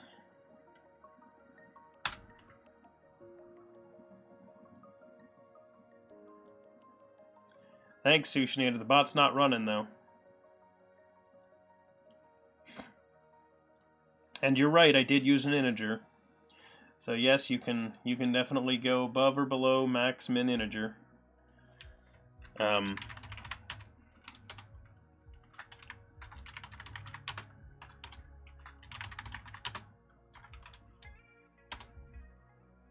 there we go. Much better, much better. We're actually locked down now. But thank you for the testing there, everyone. That's much appreciated. Gotta catch those things. Restrict input range. We'll go ahead and toss that one in there as well. Sorry, rephrase. A command whitelist with mod level by default with the ability to add or remove users at command level. Oh, so like allow someone to use it even though it's normally for someone outside their role. So do a role or a specific person. I would be open to that at some point, Sky Hoshi. Why don't you add that as a as an issue on GitHub, and we'll take a look at that. For anybody that is wondering, our GitHub is out at github.com/devchatter, so we're open to feature suggestions or pull requests. I'd recommend if you're going to do a pull request that you do one for something that we're doing, and you can talk to me about it before you make the change to make sure that it's something we're interested in. And you can talk to us on Discord if you want to chat with any of the other people that are working on this, or just anybody else that's interested in the same kind of tech we are. Our Discord's a great place to chat about it. World's Ender, we are going to support whispering. In fact, I want to make it so that, I didn't make this change yet, but our bot has verbose help text that I'm thinking needs to be a whisper, and there are also some games we want to build that we're going to use whispering to take advantage of. So there'll be some fun games at that. Echo Strike, you're right, why unit test when you've got Twitch chat? If anything, I need to record Twitch chat and throw Twitch chat it on an automated basis. Sky Hoshi, that would be awesome if you want to take a crack at that. And also congratulations, I heard you mentioned something about getting a new job, so congratulations, hopefully you like it. That's the Git Windows app, right? Propagated, this is GitHub Desktop. I actually have been using it specifically for this stream. I hadn't used this one, I'd used GitHub for Windows before, which actually wasn't bad either. For the most part, anything more advanced than just commits and pushes, I fall back to a Git shell. I use this, I use Git bash, I use a lot of Git shells. So I do like being on the command line, but for an easy thing on the stream and to be able to show all the people that are in here, because we get a lot of people with varying experiences of Git, and so jumping into the command line on Git is going to scare a lot of people. So I use GitHub Desktop here, and it's not bad. I actually think it works pretty well. The other advantage is that I can keep it restricted to just tracking the projects that we've worked on on DevChatter inside of GitHub Desktop, and it works nicely for that.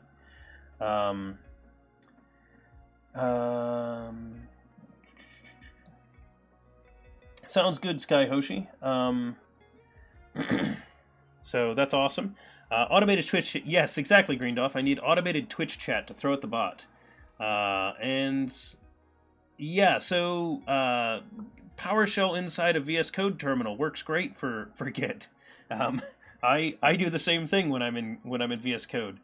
And Posh Git, yep, that is Thanks. My job is still Mercurial. Propagated, you're still Mercurial. That's awesome. I actually used to be a Mercurial guy. I was on that side before I switched to Git. Back when they were both, I would argue, competing, whereas at this point, Git pretty much won. But yeah, I actually like Mercurial a lot. They're basically the same type of source control, so that's nice. Okay, so our schedule command works. I'm going to go ahead and do a pull request for this one as well. So sorry guys, the advantage of being the person who does this on stream, I can send through my pull requests quickly. The ones that are sitting, one of them we need to change direction on, so that's what those two pull requests, one needs work, and then the other one is incomplete, if I remember correctly. So adding Discord is going to be a big change. So we'll take a look at that one. No, Propagated. There were actually a lot of people that used Mercurial back in the day. I used it a lot back in like the 2009-2010 time period. Somewhere around there, I think. Doing a lot more PowerShell. Yes, so I love the fact that they integrated terminal of choice, I'll say, into VS Code. It was very nice that they did that. And looks like someone added the issue we mentioned. So give command allows you to select a user by using @username.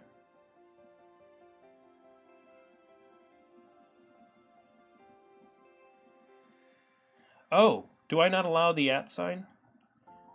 Async awake, if we're not allowing the @ sign, that is the easiest thing to change. We have a no @ extension method.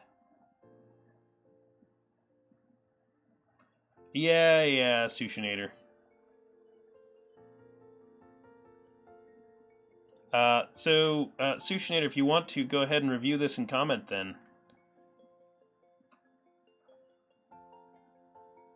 Yeah, Kazu, I figured. I wasn't worried about it. There's no need to rush and jump on that.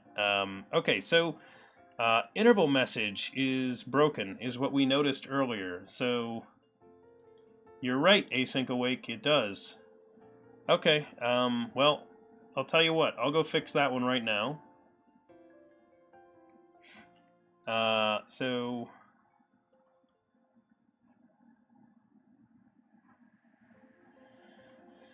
And we'll jump back to this one. So this is going to be the give command. So anybody that is interested in how our commands work, we have commands are all separated into their own class, so we can get reuse out of bringing these things in. Oh, no. Hey, guys. Hey, hey, you know what? If you, hang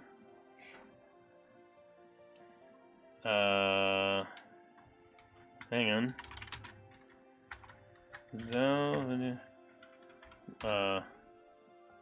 Oh, no. Yeah, it works with an @ sign.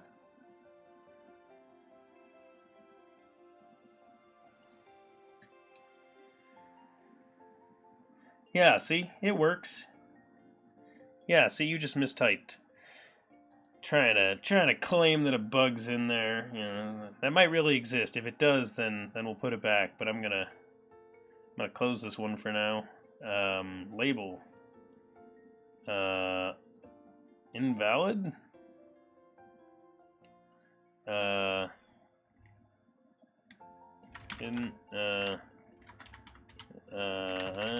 can reproduce this. Seems to work with the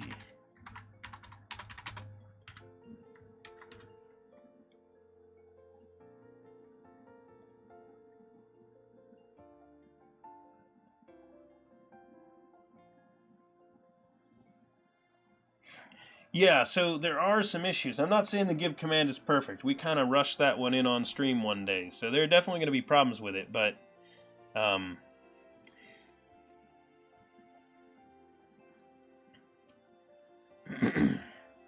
okay, so talking about this one, we're saying that iClock didn't get set up. Oh, that's why, because this exists. Why is there an empty constructor for that? Oh, because if it came out of the database, it needs that.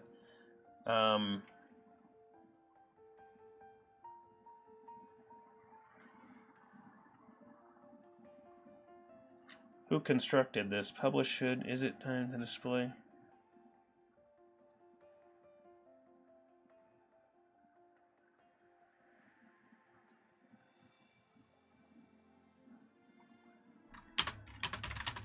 There's what it is. We need to default it to that, and then the other one's an override. Okay, there's the bug.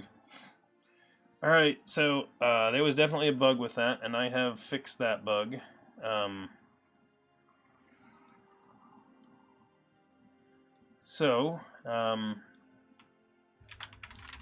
Void null reference in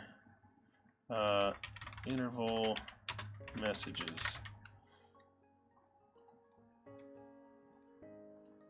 And this is going to be Henrik interval message null reference. Publish the branch. We're going to send in a pull request for this one as well. Pull requests and create pull request.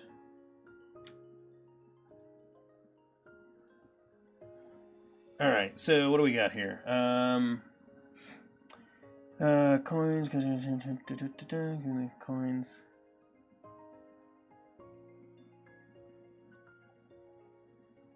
Yeah, Casper. The sad part is I think it actually did something. I don't think I actually block you from giving coins to yourself, which could get really screwy. I'm not saying this stuff in here is perfect. These are like early versions on a lot of this code. So yeah, you can definitely mess some stuff up. Don't break it. Okay.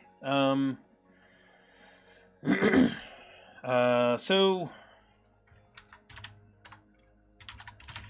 for anyone that didn't notice, in our Hangman game, you can actually type out Hangman or you can type out HM, which is quite nice, having aliases on that. So I don't know if I mentioned that before, but we can get away with that. User-specific limitations add a counter to show how to abstract out the concept of a joinable game Twitch library. Add basic error log.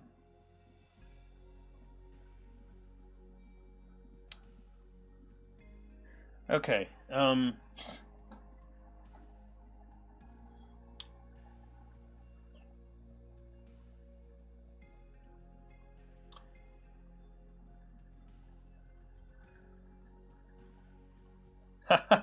Get status. That's kind of funny. Zelvixidian, what do you want that to do? What do you want get status to tell us in there?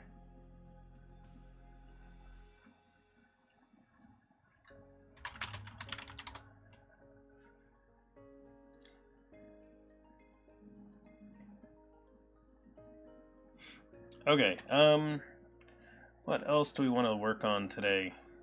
Oh, you want to be able to see the changes. Well, I tossed them up on screen, so congratulations, you could see them there.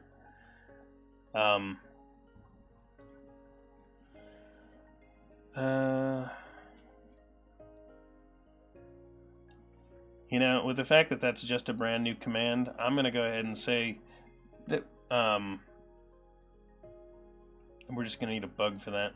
And yeah, Skyhoshi's correct. Since I push everything up frequently, you can take a look at them there. Alright, so here's what I'm going to do. I'm going to hop back over to our heist game, which is right here. Oh, son of a... Get a friggin' get stash.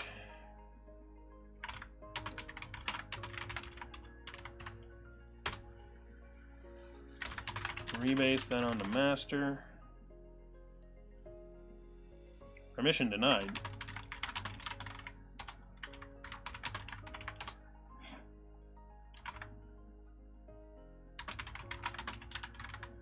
What?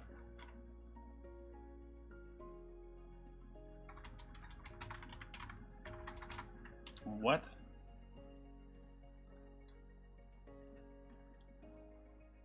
That was weird.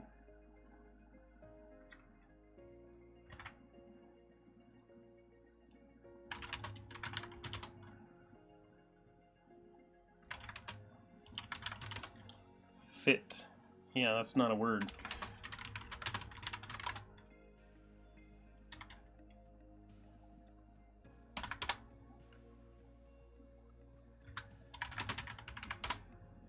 We're gonna go ahead and restart the Git shell there. I actually don't know what that was.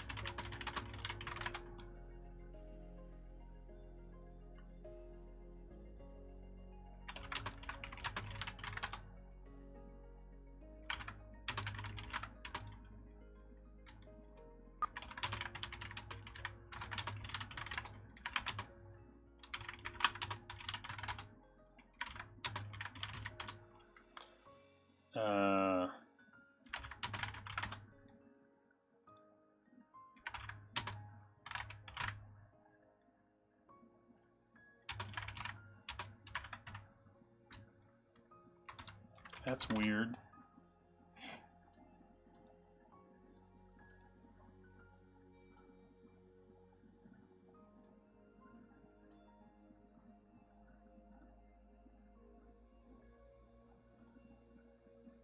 So there's something with the commands operations folder that's going weird. That folder does not exist right now. Thanks. That's great. Here's what we're going to do. Stop, exit, kill that. We're going to go ahead and rebuild.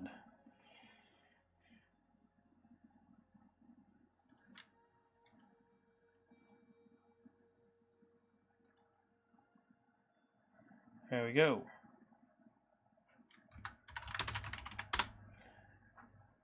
Nothing quite like just stop all the stuff you're doing and do a rebuild, huh?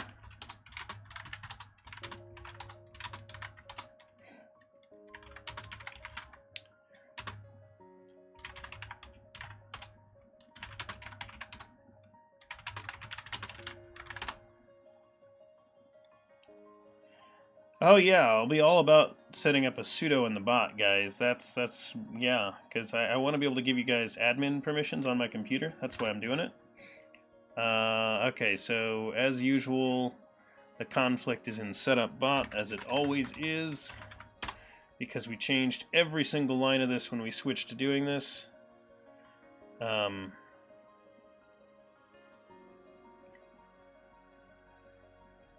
Oh, I forgot how messy this got. Oh, yeah, yeah, it's so bad. So bad. Okay, I don't think we need those, because we're the heist game. We don't need the word list, again, because we're the heist game. We don't need hangman, because we're the heist game.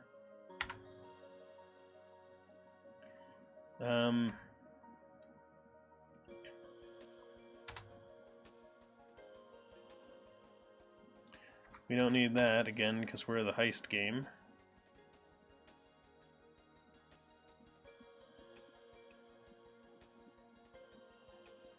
This is all the stuff that's part of the heist game, so we'll get rid of that.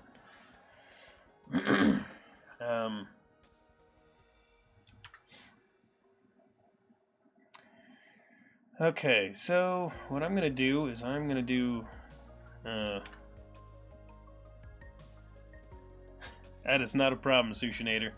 I am not bugged by your presence here.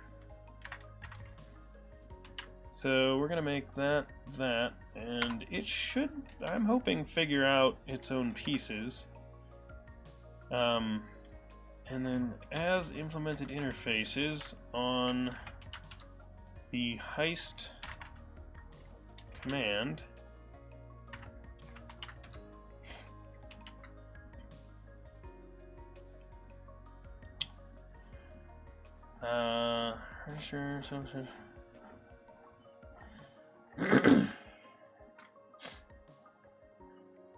what did this take in?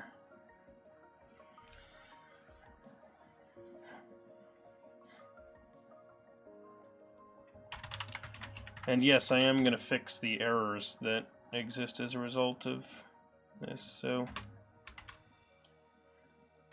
base. This needs to take in the repository now. So it's going to take in an iRepository, repository,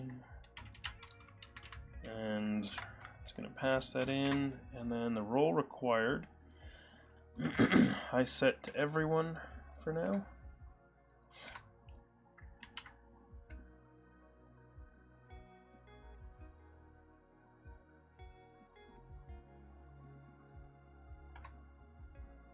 Is enabled. I think it defaults to true. Command text, I don't think we have to set. It'll be heist.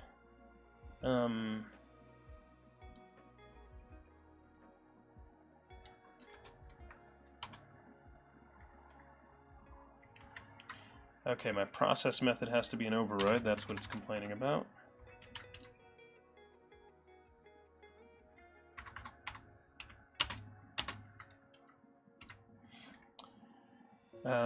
We're going to do this. Override, and then I know that I can do process and it'll give me the right type, and so then I can just do this. There we go. That'll make it a little nicer. Okay, now I think, if I didn't mess anything up, that ought to convert that one, and now I need to take a look at the heist game. And I might be giving myself some trouble when we do our next rebase, but we'll see how it goes. Because I now need to continue the rebase. I think all of the issues are fixed. Only those. Alright, we're good.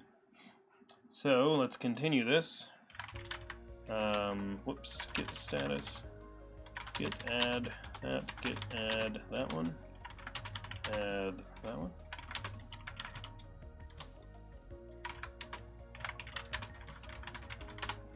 Go ahead and continue our rebase, and we have our next problem, which is a conflict in heist command. Yep, of course there is, because I changed that. It's what I get. Sorry, guys. That was my bad. Heist game. User.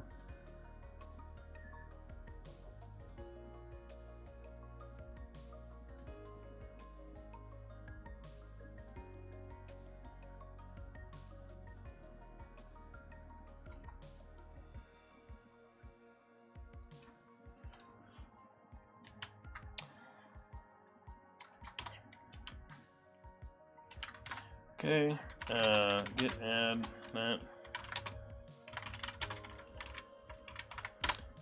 Continue on, and there we go. So we have now successfully been rebased. Now I'm going to do the thing that's going to scare every single person here. Well, heist, whoops, Henrik, heist game 2.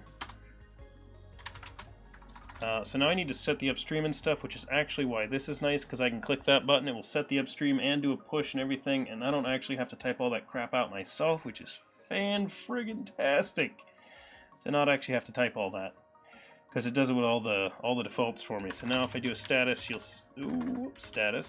I can type, everybody. You'll see that I'm now wired up to the remote, which is good. And I actually noticed I need to nuke my extra couple of remotes.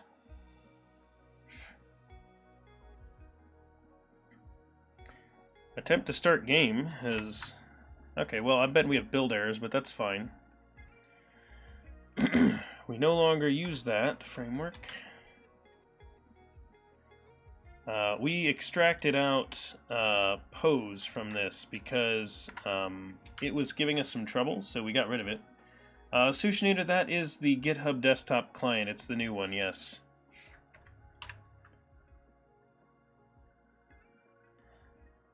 Okay, so that ought to do that.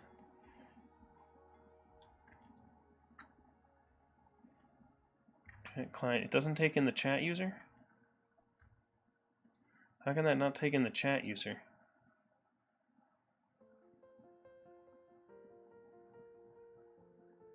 How could that possibly not take in the chat user? That boggles my mind that that could ever have not taken that in. That's insane. Okay.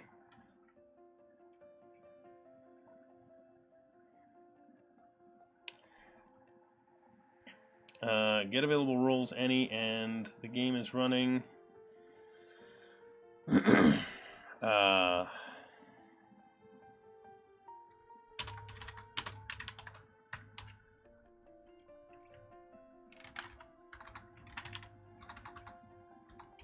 Whoops, chat user. Can user run command? User role, we'll say subscriber. We need to get that logic somewhere else. We don't want that to live there, but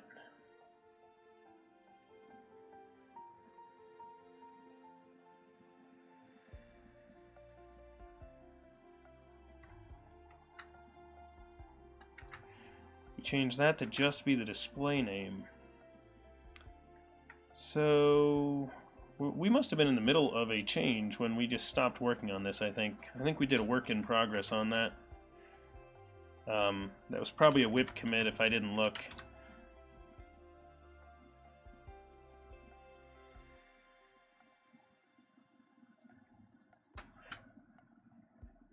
Oh, chat user display. Yeah, we were totally a work in progress right here.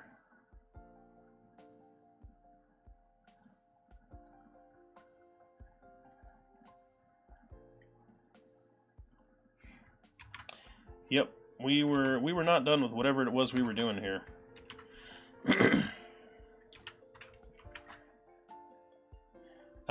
Tezels. So my background, I have a computer science degree. I mean, you know, an over a decade old computer science degree. I have been programming professionally again for more than a decade, as I had jobs programming before I had a degree.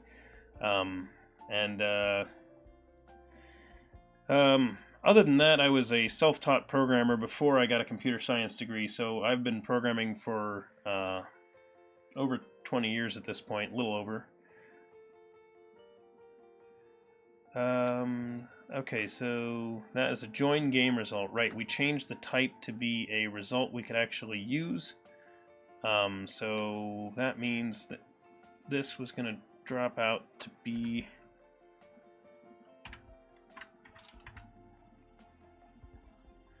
and that is success, and then the other half was message, which actually we were going to send the message regardless. So maybe we were going to ignore the message and just send it. Oh, is the bot? Sorry, the bot's not running. That is my bad. Give me 1 second, and I will get that bot running. That is my bad. Give me 1 second.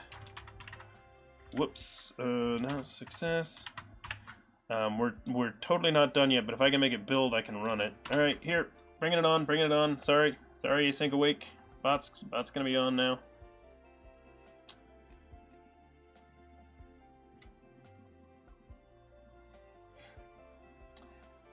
Yeah. Oh, dang it. Okay, so that is an error that our bot can get. It's calling an undocumented Twitch API that just throws a 500 error sometimes. We could try catch it, but it's basically just going to be a try catch with a retry anyway, and it only happens when the bot starts up because it calls an undocumented Twitch API that will attempt to get a a list of everybody who's in chat right now and tell us who's here. And so that's how it starts giving us our initial set, although it actually might be failing for another reason. If I actually have a legit issue and I'm not paying attention to it because that same thing happens, yeah, this is an autofac issue. All right, what's broken in here?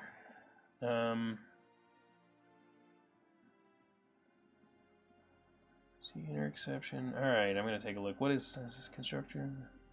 Automated action system is breaking. Oh, I know why. I know why.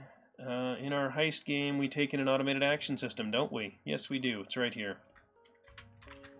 Hang on. Fixed.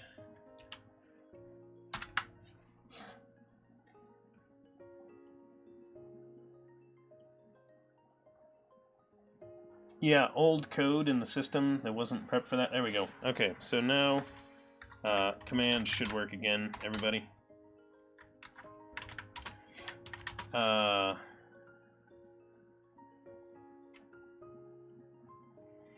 Let's see, add in everyone.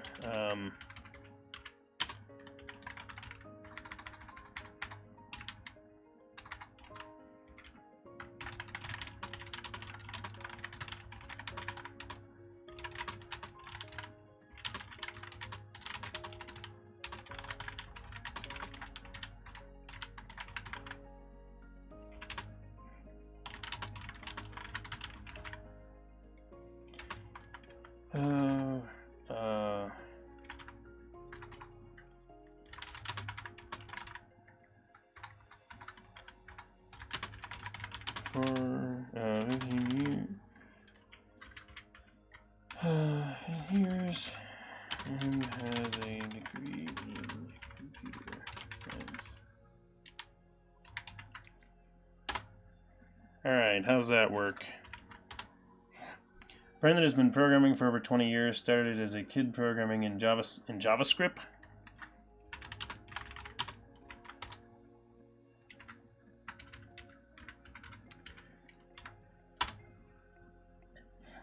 Has been paid to program for 15 plus years and has a degree in computer science. Aside from the extra period at the end, Sushinator, look down below. It's on the site. Dang it.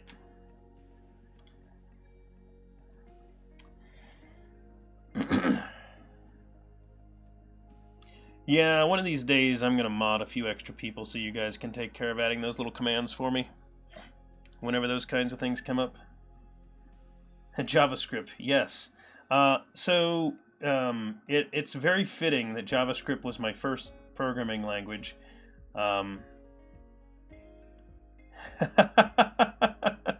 Yeah. JavaScript was very different back then. So here's the funny thing. Anybody that... So my name is Brendan, right? But if you look up this guy, that guy doesn't look like me, but creator of JavaScript programming language was some other Brendan. I am not that Brendan, but I do think it's kind of funny. So, my first programming language was created by a guy that shares my name. Okay, so in theory, our heist stuff might work right now. Let's take a look at how it's going. So, if we do heist, does it bomb out on us? No, okay. Oh, I know why it didn't work. There's the bug that exists in the system that is...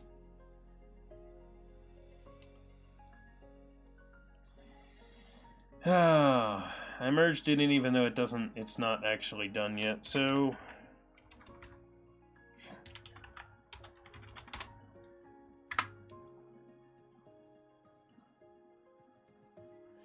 Okay, so here's what I need to take a look at. I don't remember if it works. Set up database. Yeah, oh. Yeah, some integration tests on the beginning would be very useful, Zalvix. We have unit tests on a bunch of things, but we don't have tests on our some of the integration setup pieces. So specifically what we're missing is get missing command words. I'm not sure if this ran or not. Let me take a look. So I'm actually just going to check in the database. We're going to see what's in here. Dev chatterbot tables, command words, view data. Heist is in here, and it calls heist command. Okay, so it says it's in here. That is a nice set of coins there, Greendolf. Seems I have a talent to annoy the host today. No, Sushinator, it's not a problem, man. Chatting with the host of a stream is kind of a thing. So why is this not running then? We're not getting like errors I'm not seeing, are we?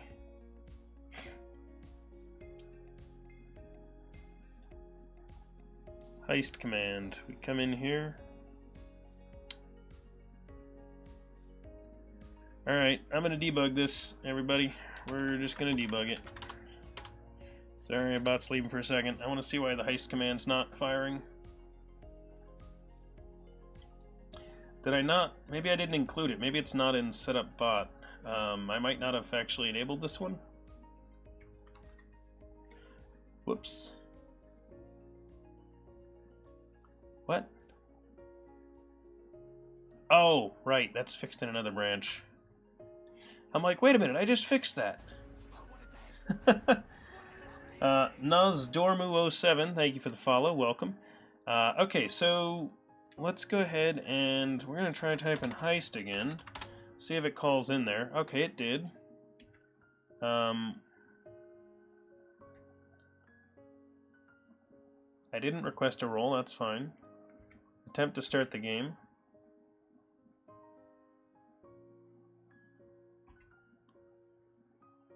Wait.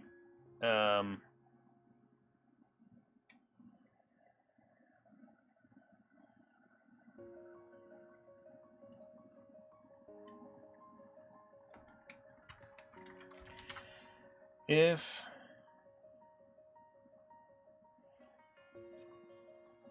attempt to start game, if get available roles any, if there aren't any available roles, and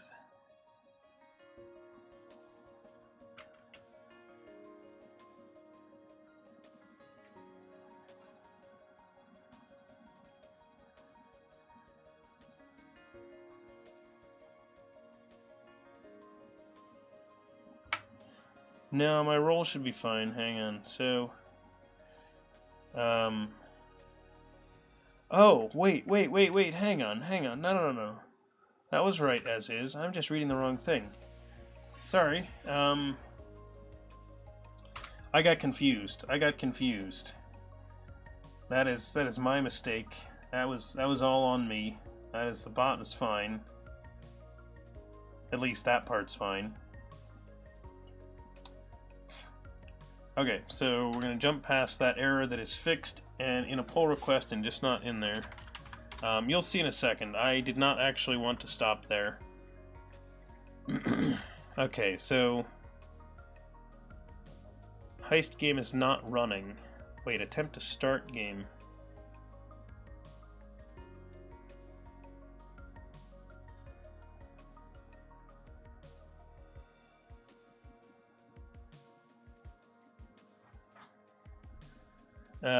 Maybe I did want to do that. Is this the one that actually starts it? I thought this was the one that ended it. We apparently left this in a very weird state, guys. Attempt to join heist. That's start heist. Reset heist. Attempt to create game. That's the one we want.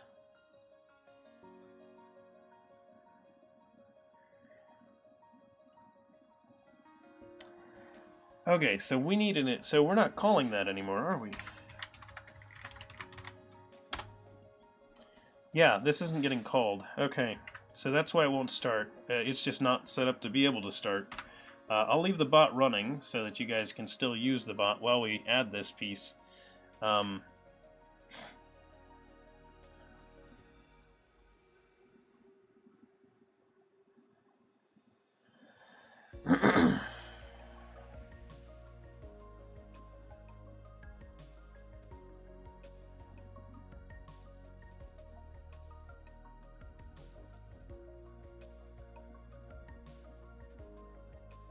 Okay, so how do we want this to work? You're gonna come in here, and then if the game is not running, then we're gonna want to start it. So we're gonna say underscore heist game, attempt to create the game, chat client, chat user.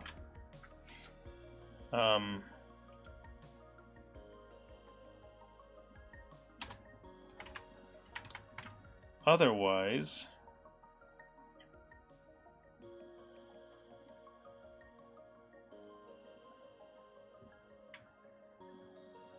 what did attempt to start game do? Okay, so that attempts to start the game.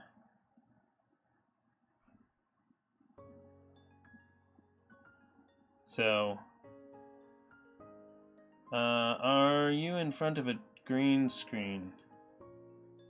Yes, I'm in front of a green screen. That's why there's Visual Studio behind me, not you know, the room I'm in. So yes, Wheelspin, green screened. Okay, so we want to attempt to start the game. So what we need to do is, if the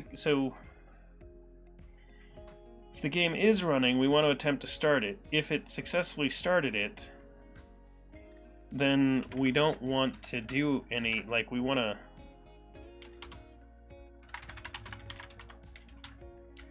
start the heist and return true.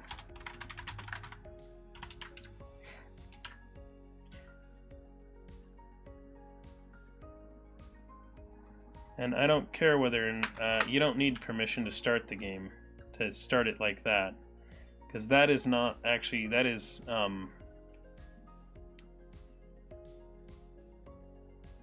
if it was going and we think the game should be able to run, we're gonna go ahead and run it.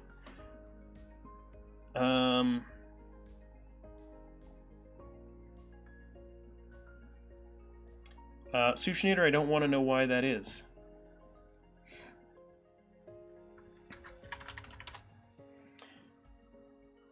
Is our bot not running? Why didn't the GitHub command work?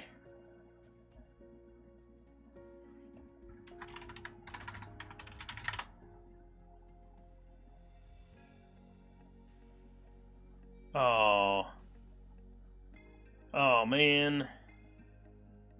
It's like all my extra commands disappeared somehow.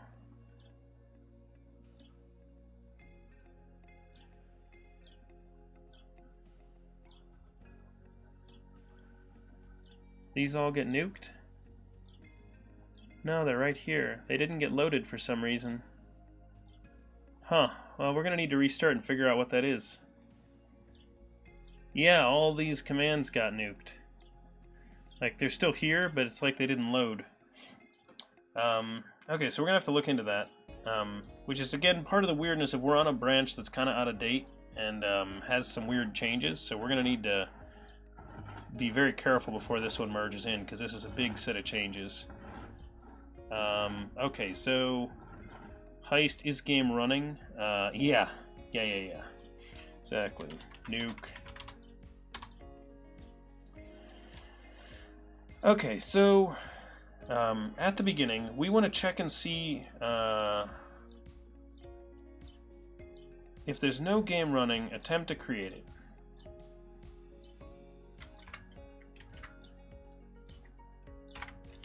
I'm going to get rid of that for now, because I'm not sure in what case we would want to attempt to start it there.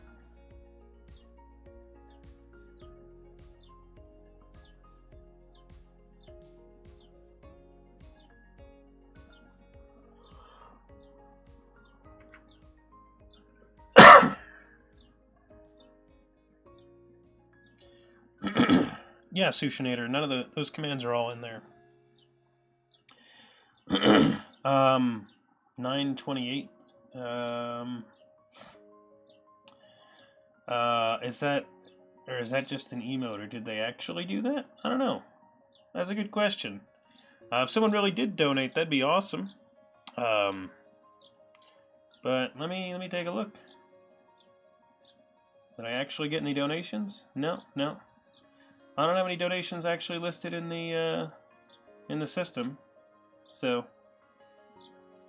probably just a /me.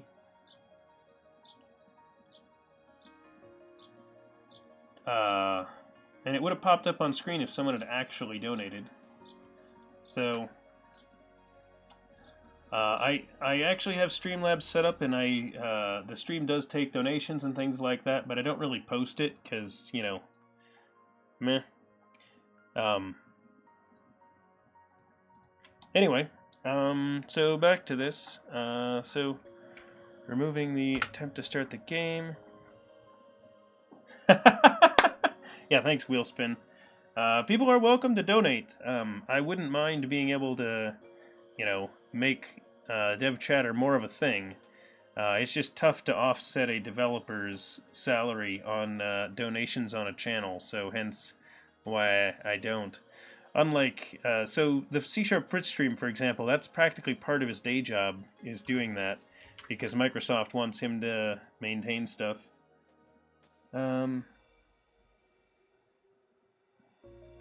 Yeah, I have a feeling he was just pulling his leg on the donation thing. No, someone else said, someone emoted in that they donated $500, which there's no record of on my end. So it's possible that they did, and if they did, that's awesome, but at least they didn't through Streamlabs, so if they did, they're totally sweet. And yes, that actually is true. Anyway, so, alright. So, I think Is Game Running Attempt to Create Games actually would cover it. Hey, Wheelspin, thanks! I can take that penny and flatten it with a design on it and a penny machine, but I think it takes 50 cents to even use the machine, so that doesn't actually work. But, you know, thank you for the, like, 3 pennies. That was very, very kind of you. That will feed me for a week. I was kidding. Oh, man! There you go. Yeah, so I don't actually have limits on that, so you guys can spam those in there. And I might turn that off at some point if it gets crazy, but... Alright, so I'm organizing a heist, and I joined as the hitter. Why don't you guys go ahead and join the heist? Let's see what happens. Maybe we won't get caught. Let's plan our heist right here. Hey, thanks, Wheelspin. So you can specify the role that you want in the heist, or you can just type heist on there. The cheer train. Sushinator, that is a no. They're not even deductible on, well, I should say I don't know that for certain because I don't know where what the rules are in your country, but I know, because I don't know where you live, Sushinator, but in the United States I can tell you it is definitely not tax deductible to send donations to a Twitch streamer. Even if that Twitch streamer is going to donate to a charity. Definitely not. Yeah, I know. Will Smith's like, whoa, these aren't tax deductible? Oh, man, I'm gonna get my cheers, man. Yeah. Cheer game. We'll probably have something related to cheers at some point. Which would be kind of funny, but I wouldn't actually want it to be anything that required any amount of bits. So, let's see. Hey, everybody in chat, type ! heist. We need more, actually, can I still... Oh, yeah. Wait, the heist is full. What? Is that... It doesn't automatically start when the heist is full?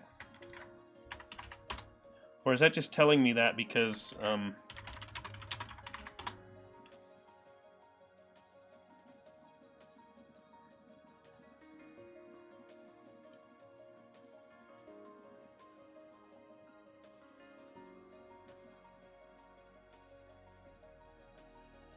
Yeah, the heist isn't full. I got the whoa wheel spin. Yeah, we don't have that one. Aurora Boris, thank you. Zolfix, thank you. We just need a couple more people to join the heist, I think.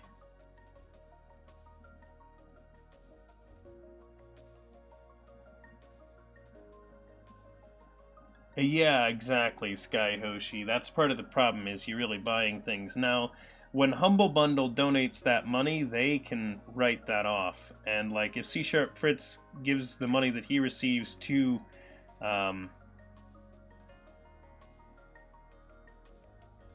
Girl Develop It, for example. Okay, so see, it's saying that it's full to Sky Hoshi. Yeah, exactly, Sushinator. I am clearly not a charity. Dev chatter is not. I mean, technically, you might be able to get away with it because, you know, like if you're saying that the charity is, you know, donating time people can view for free on the internet, you know, something like that, you could maybe make that case. But I am not a legal entity that has made that case and been set up by any government to be considered a charity, so and I really doubt there are any Twitch streamers that have managed to actually get that to fly with any governments anywhere, but who knows, maybe someone pulled it off. Okay, so something is weird there. Let's go ahead and take a look at these. I'm going to go ahead and commit this, and let's see, cleaning up state of heist, and I'm going to push this. So the changes that I want to make here, I want to get some tests on the game to handle exactly what we're doing here. Whoops, not that. This, games, heist. Right, we were working on missions. Let's make a folder. Heist, game, tests. Make a class. Attempt to join heist should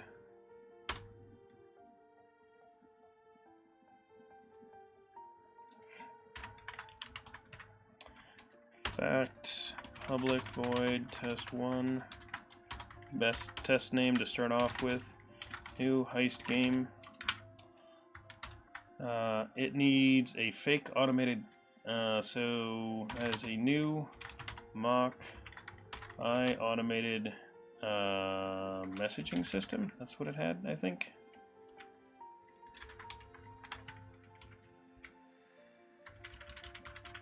Was it automated messaging system? Automated action system, sorry.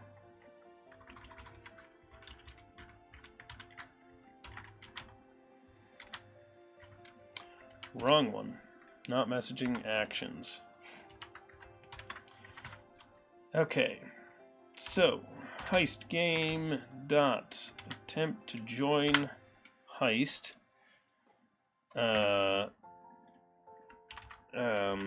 Name of person, and their heist role is going to be an out heist roles role.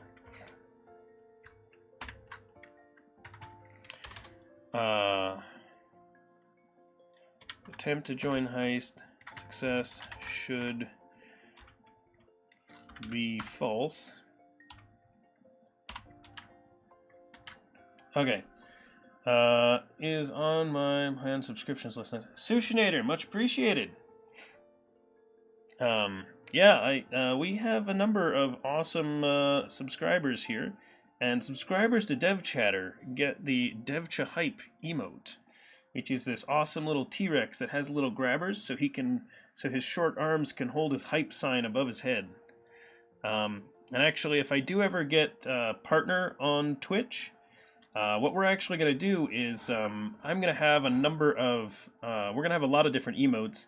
But the set that I want to have is I want to have 2 more of the dinosaur that are kind of set up so that, you know, they're clearly aligned together, you know, with angles going some direction, so you can tell they belong next to each other, and have one say hello and the other one say world. So you can put in the hello world, you know, like little thing as a little matchup. So it'll be good. So we need a hello world on here. I think it'll be fun. All right, so yeah, exactly, devjahype, which you could already type in. It just doesn't do much yet. And the fun thing is, actually, if you use you can actually use devjahype in some places without even having it, because it's wired up in a weird way. Okay, so attempt to join heist should be false, and attempt to join heist message should be heist game dot. Let me jump back to the heist game. I just realized this is a heist join result.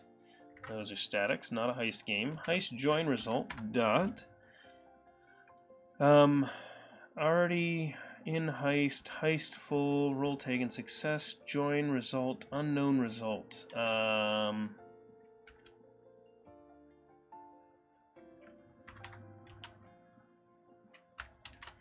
I'm just going to put in an empty string right now, and we'll see what it gives us back. Because I actually don't know what it's going to give us back, to be honest. Because I realize it's not handling that case right now. Wheel spin, nice devjahype emote!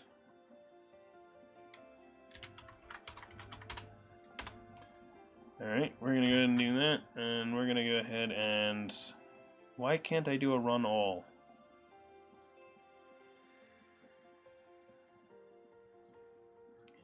Why don't you want to run my tests? Tests, run... Why don't you want to run my tests?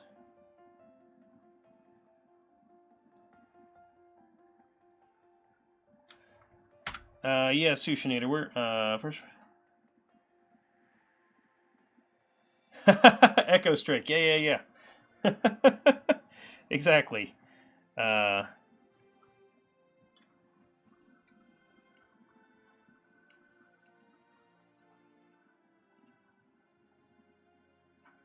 What the?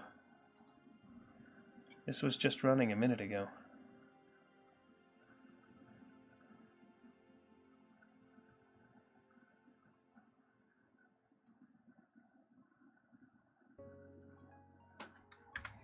Alright, we're going to do that again.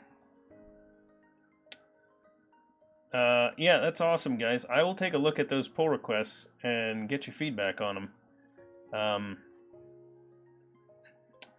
Okay, there we go.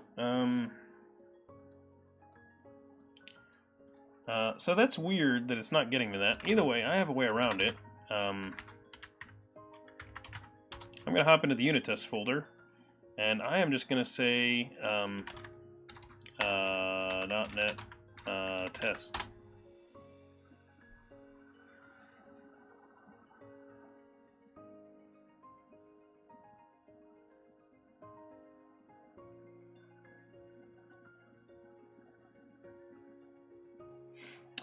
Should be false, but found true.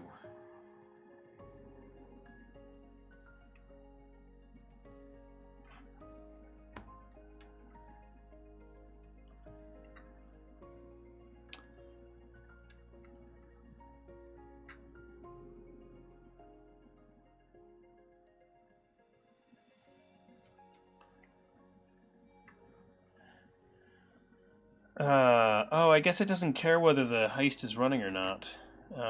Okay. Well, that's interesting.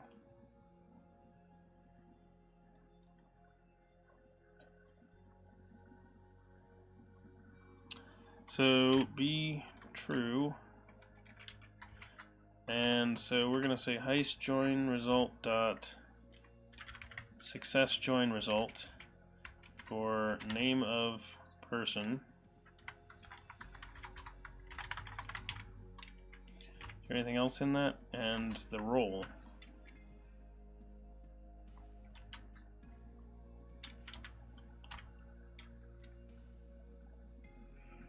So this is what we're expecting to get back. So we're going to do that.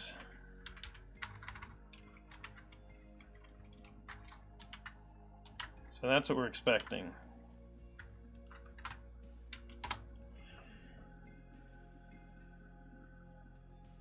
Yeah, I'm breaking the bot.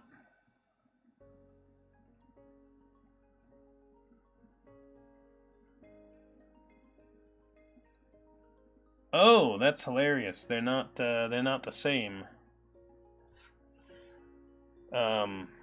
Because I didn't use the same result. I created a new one each time.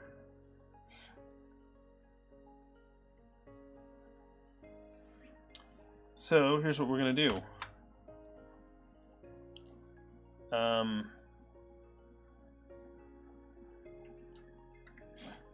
gonna go to the join game result. We are gonna do. We're gonna tell it that we want this, and those are our values. You guys are gonna laugh. Look at this code I wrote. Oh man, I wrote the codes. I didn't write that code.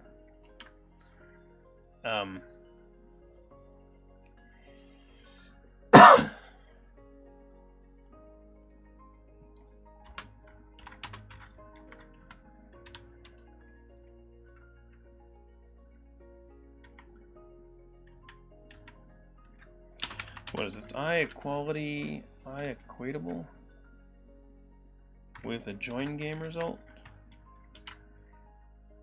Something like that? Meh. I don't actually need it, because it should work anyway.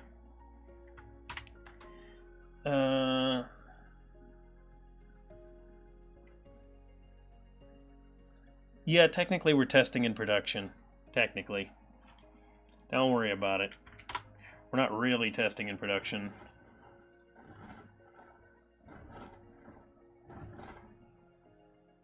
Alright, so now it passes. Okay.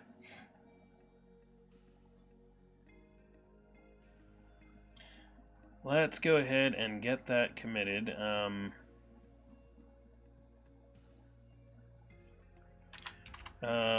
Join game result comparisons.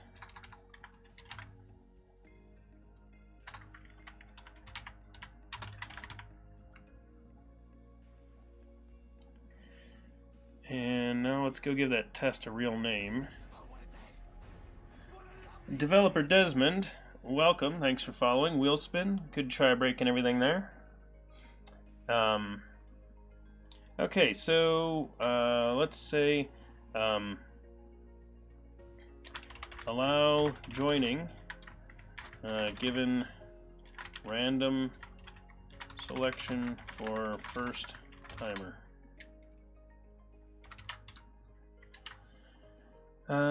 Next test that I want to do is should disallow joining given same joiner. So that is attempt to join 1, that is attempt to join 2, and actually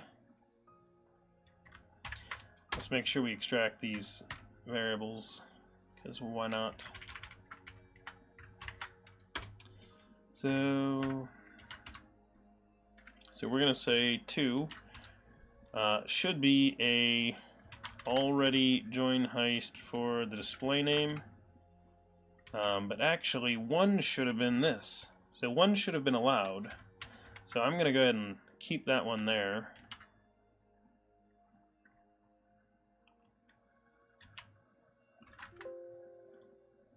I don't get why it's not letting me run my test from here. I'm going to have to restart Visual Studio probably to get that to work. Something got borked somewhere along the way. So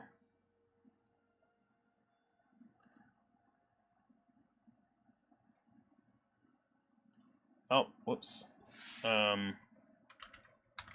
Roll 1, roll 2.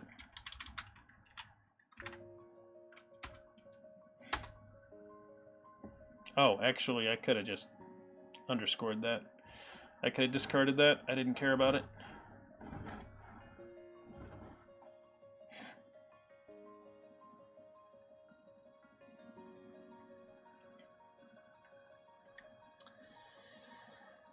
Yes, restarting Visual Studio solves all sorts of problems. Let's see, adding heist game tests. Alright, so I'm going to go ahead and commit that for now. I want to talk at you guys for a couple of minutes here. The things I want to talk to you guys about is, first off, our schedule, but before I do that, I need to be running the right version of this code so that you can see the schedule. Schedule command. We're going to go ahead and let the bot get restarted here. I'm going to bring the bot back in, since this is the version that we want to be running, because this hasn't been merged in yet. So, if you were to build a chat recorder, I might end up doing log files for that, but I could see putting it in the database. Skyhoshi, it depends. I assume you mean to have chat logs of everything. So, the thing that I wanted to mention is, wait, why didn't, oh, what, right, yep, sorry, schedule, 4. Which actually, that should probably print back the help text if you type in schedule wrong. Anyway, I wanted to thank everybody for showing up today. I am going to start wrapping up the stream here. If you did enjoy any of Dev Chatter and you are not already following, make sure to click that follow button so that you get alerted when we start our next stream. Most of what we do is .NET, so mostly C#, a lot of .NET Core. We like to just play with new technologies, so this week on either Monday or Tuesday, I haven't decided which yet. So our schedule is Mondays, Tuesdays, Thursdays, and Saturdays. We do usually a 2 to 3 hour stream, but on either Monday or Tuesday we're going to do a longer than normal stream. I'm going to try to start a little bit early, and we're going to run a little bit late. And we are going to be building a new ASP.NET Core project from scratch, and we are going to look at using VueJS in our UI to give us basically a framework that we're going to do our binding and everything like that. The application that we're going to build is going to be a pretty simple one, and we're hoping that the community can both be involved in chatting with me while we build it, but then also making their own contributions to it. The program is going to allow you to record board games that you play, so whether you win, you lose, whether you taught the game, who else you were playing with, and it's going to keep track of who the other people are that you play with, and this is going to be a way that you could record the games for your game group, so everybody can just keep track of those. It'll be a fun, pretty easy project that hopefully everybody thinks is enjoyable and gives us a nice way of writing a fairly contained, we'll call it business app style program. And thank you, oh man, Jujelk, I apologize for butchering that name. I gave it a try. Let me know and I will pronounce it better the next time. And President Not Sure One, thank you also for following. So we're going to use VueJS for that. I'm not all that familiar with VueJS, which I think is actually going to be part of the fun, so we're going to figure it out together. So it'll be a brand new perspective on it as we sort of figure that out. If someone does know VueJS and wants to hang out and chat and tell me when I'm derping and not using something correctly, that would be totally fine. So we're expecting to have a little bit of that as we go. And that could have been like Guyelk. I don't know how the J is pronounced in that, but thank you for following either way, everybody. And Greendolph, you were lurking, but you heard VueJS, which I like, and you want to get good at, so awesome. Glad you're looking forward to that, Greendolph. I'm looking forward to it as well. I know a bunch of other people are also. And Mr. XJKZ, thank you also for the follow. And who I'm guessing is Zach. Oh, that's actually fantastic. I'm glad I got that. You're just starting to learn C# and .NET, so awesome. We will catch you. We are on Mondays, Tuesdays, Thursdays, and Saturdays, streaming at about the same time, so this is actually pretty... at about this hour is usually when we're about 2 hours into most streams, so we're usually streaming around now, but on Saturdays I start a little bit early, and I want to wrap up a little bit early too. So hopefully everybody is having a good time. We have a number of people that are regulars, and I do want to mention to anybody that's in here that if you want to take a look at any of our code, it's actually all out on GitHub. We push everything we work on here out there so you can take a look at it. And in fact, anybody's able to contribute to it too. And what you're able to do is you can send us a pull request if you want. We have a number of people that have sent in pull requests, including Echo Strike, sending in first pull request ever from Echo Strike, so thank you very much. So if you have not done a pull request, this is a great chance to figure out how to use GitHub and do your first open source community contribution on our project. The other easy way to contribute, if you don't want to do a pull request, if that seems too big, is you can hop on the issues and make a suggestion or tell us about a bug or something like that. You can do that while you're here in chat. And you can also just talk to us while we're building things and be a part of building this project. So it'll be fun. We here, most of us like C#. You don't have to be a huge fan of C#. You could just be interested in seeing some C# written on stream. That's all up to you. But as I said, Mondays, Tuesdays, Thursdays, and Saturdays for a couple of hours at all those times. And Sky Hoshi's got us covered there. Hop on our Discord and you can actually chat with all the other people that are in here when we're not streaming. So Discord is a chat program that's commonly used by gamers and Twitch streamers. It has voice communication as well as text communication, and on our roadmap, as you'll see if you take a look on here, is actually connecting our bot to Discord. So right now it connects to Twitch chat, but we also want to connect it to Discord. So we're going to do that eventually. We actually have a pull request that was started by AridTag that gets that started, and we're going to continue that and get that up and going. So, no, I didn't look at the description of your pull request, but I probably will at some point, Echo Strike. But anyway, so hopefully everybody is having a fantastic weekend and has a fantastic rest of it. I will see you all in, I said I was going to start a little early, so it'd be like 20 hours, 24 hours, so like 44 hours from now is when the next stream is going to be, because we're going to start a little bit early, probably on Monday or Tuesday. So 44 to like 46 hours from now is our next stream. So enjoy the rest of your weekend, and have a good day. Bye, everyone.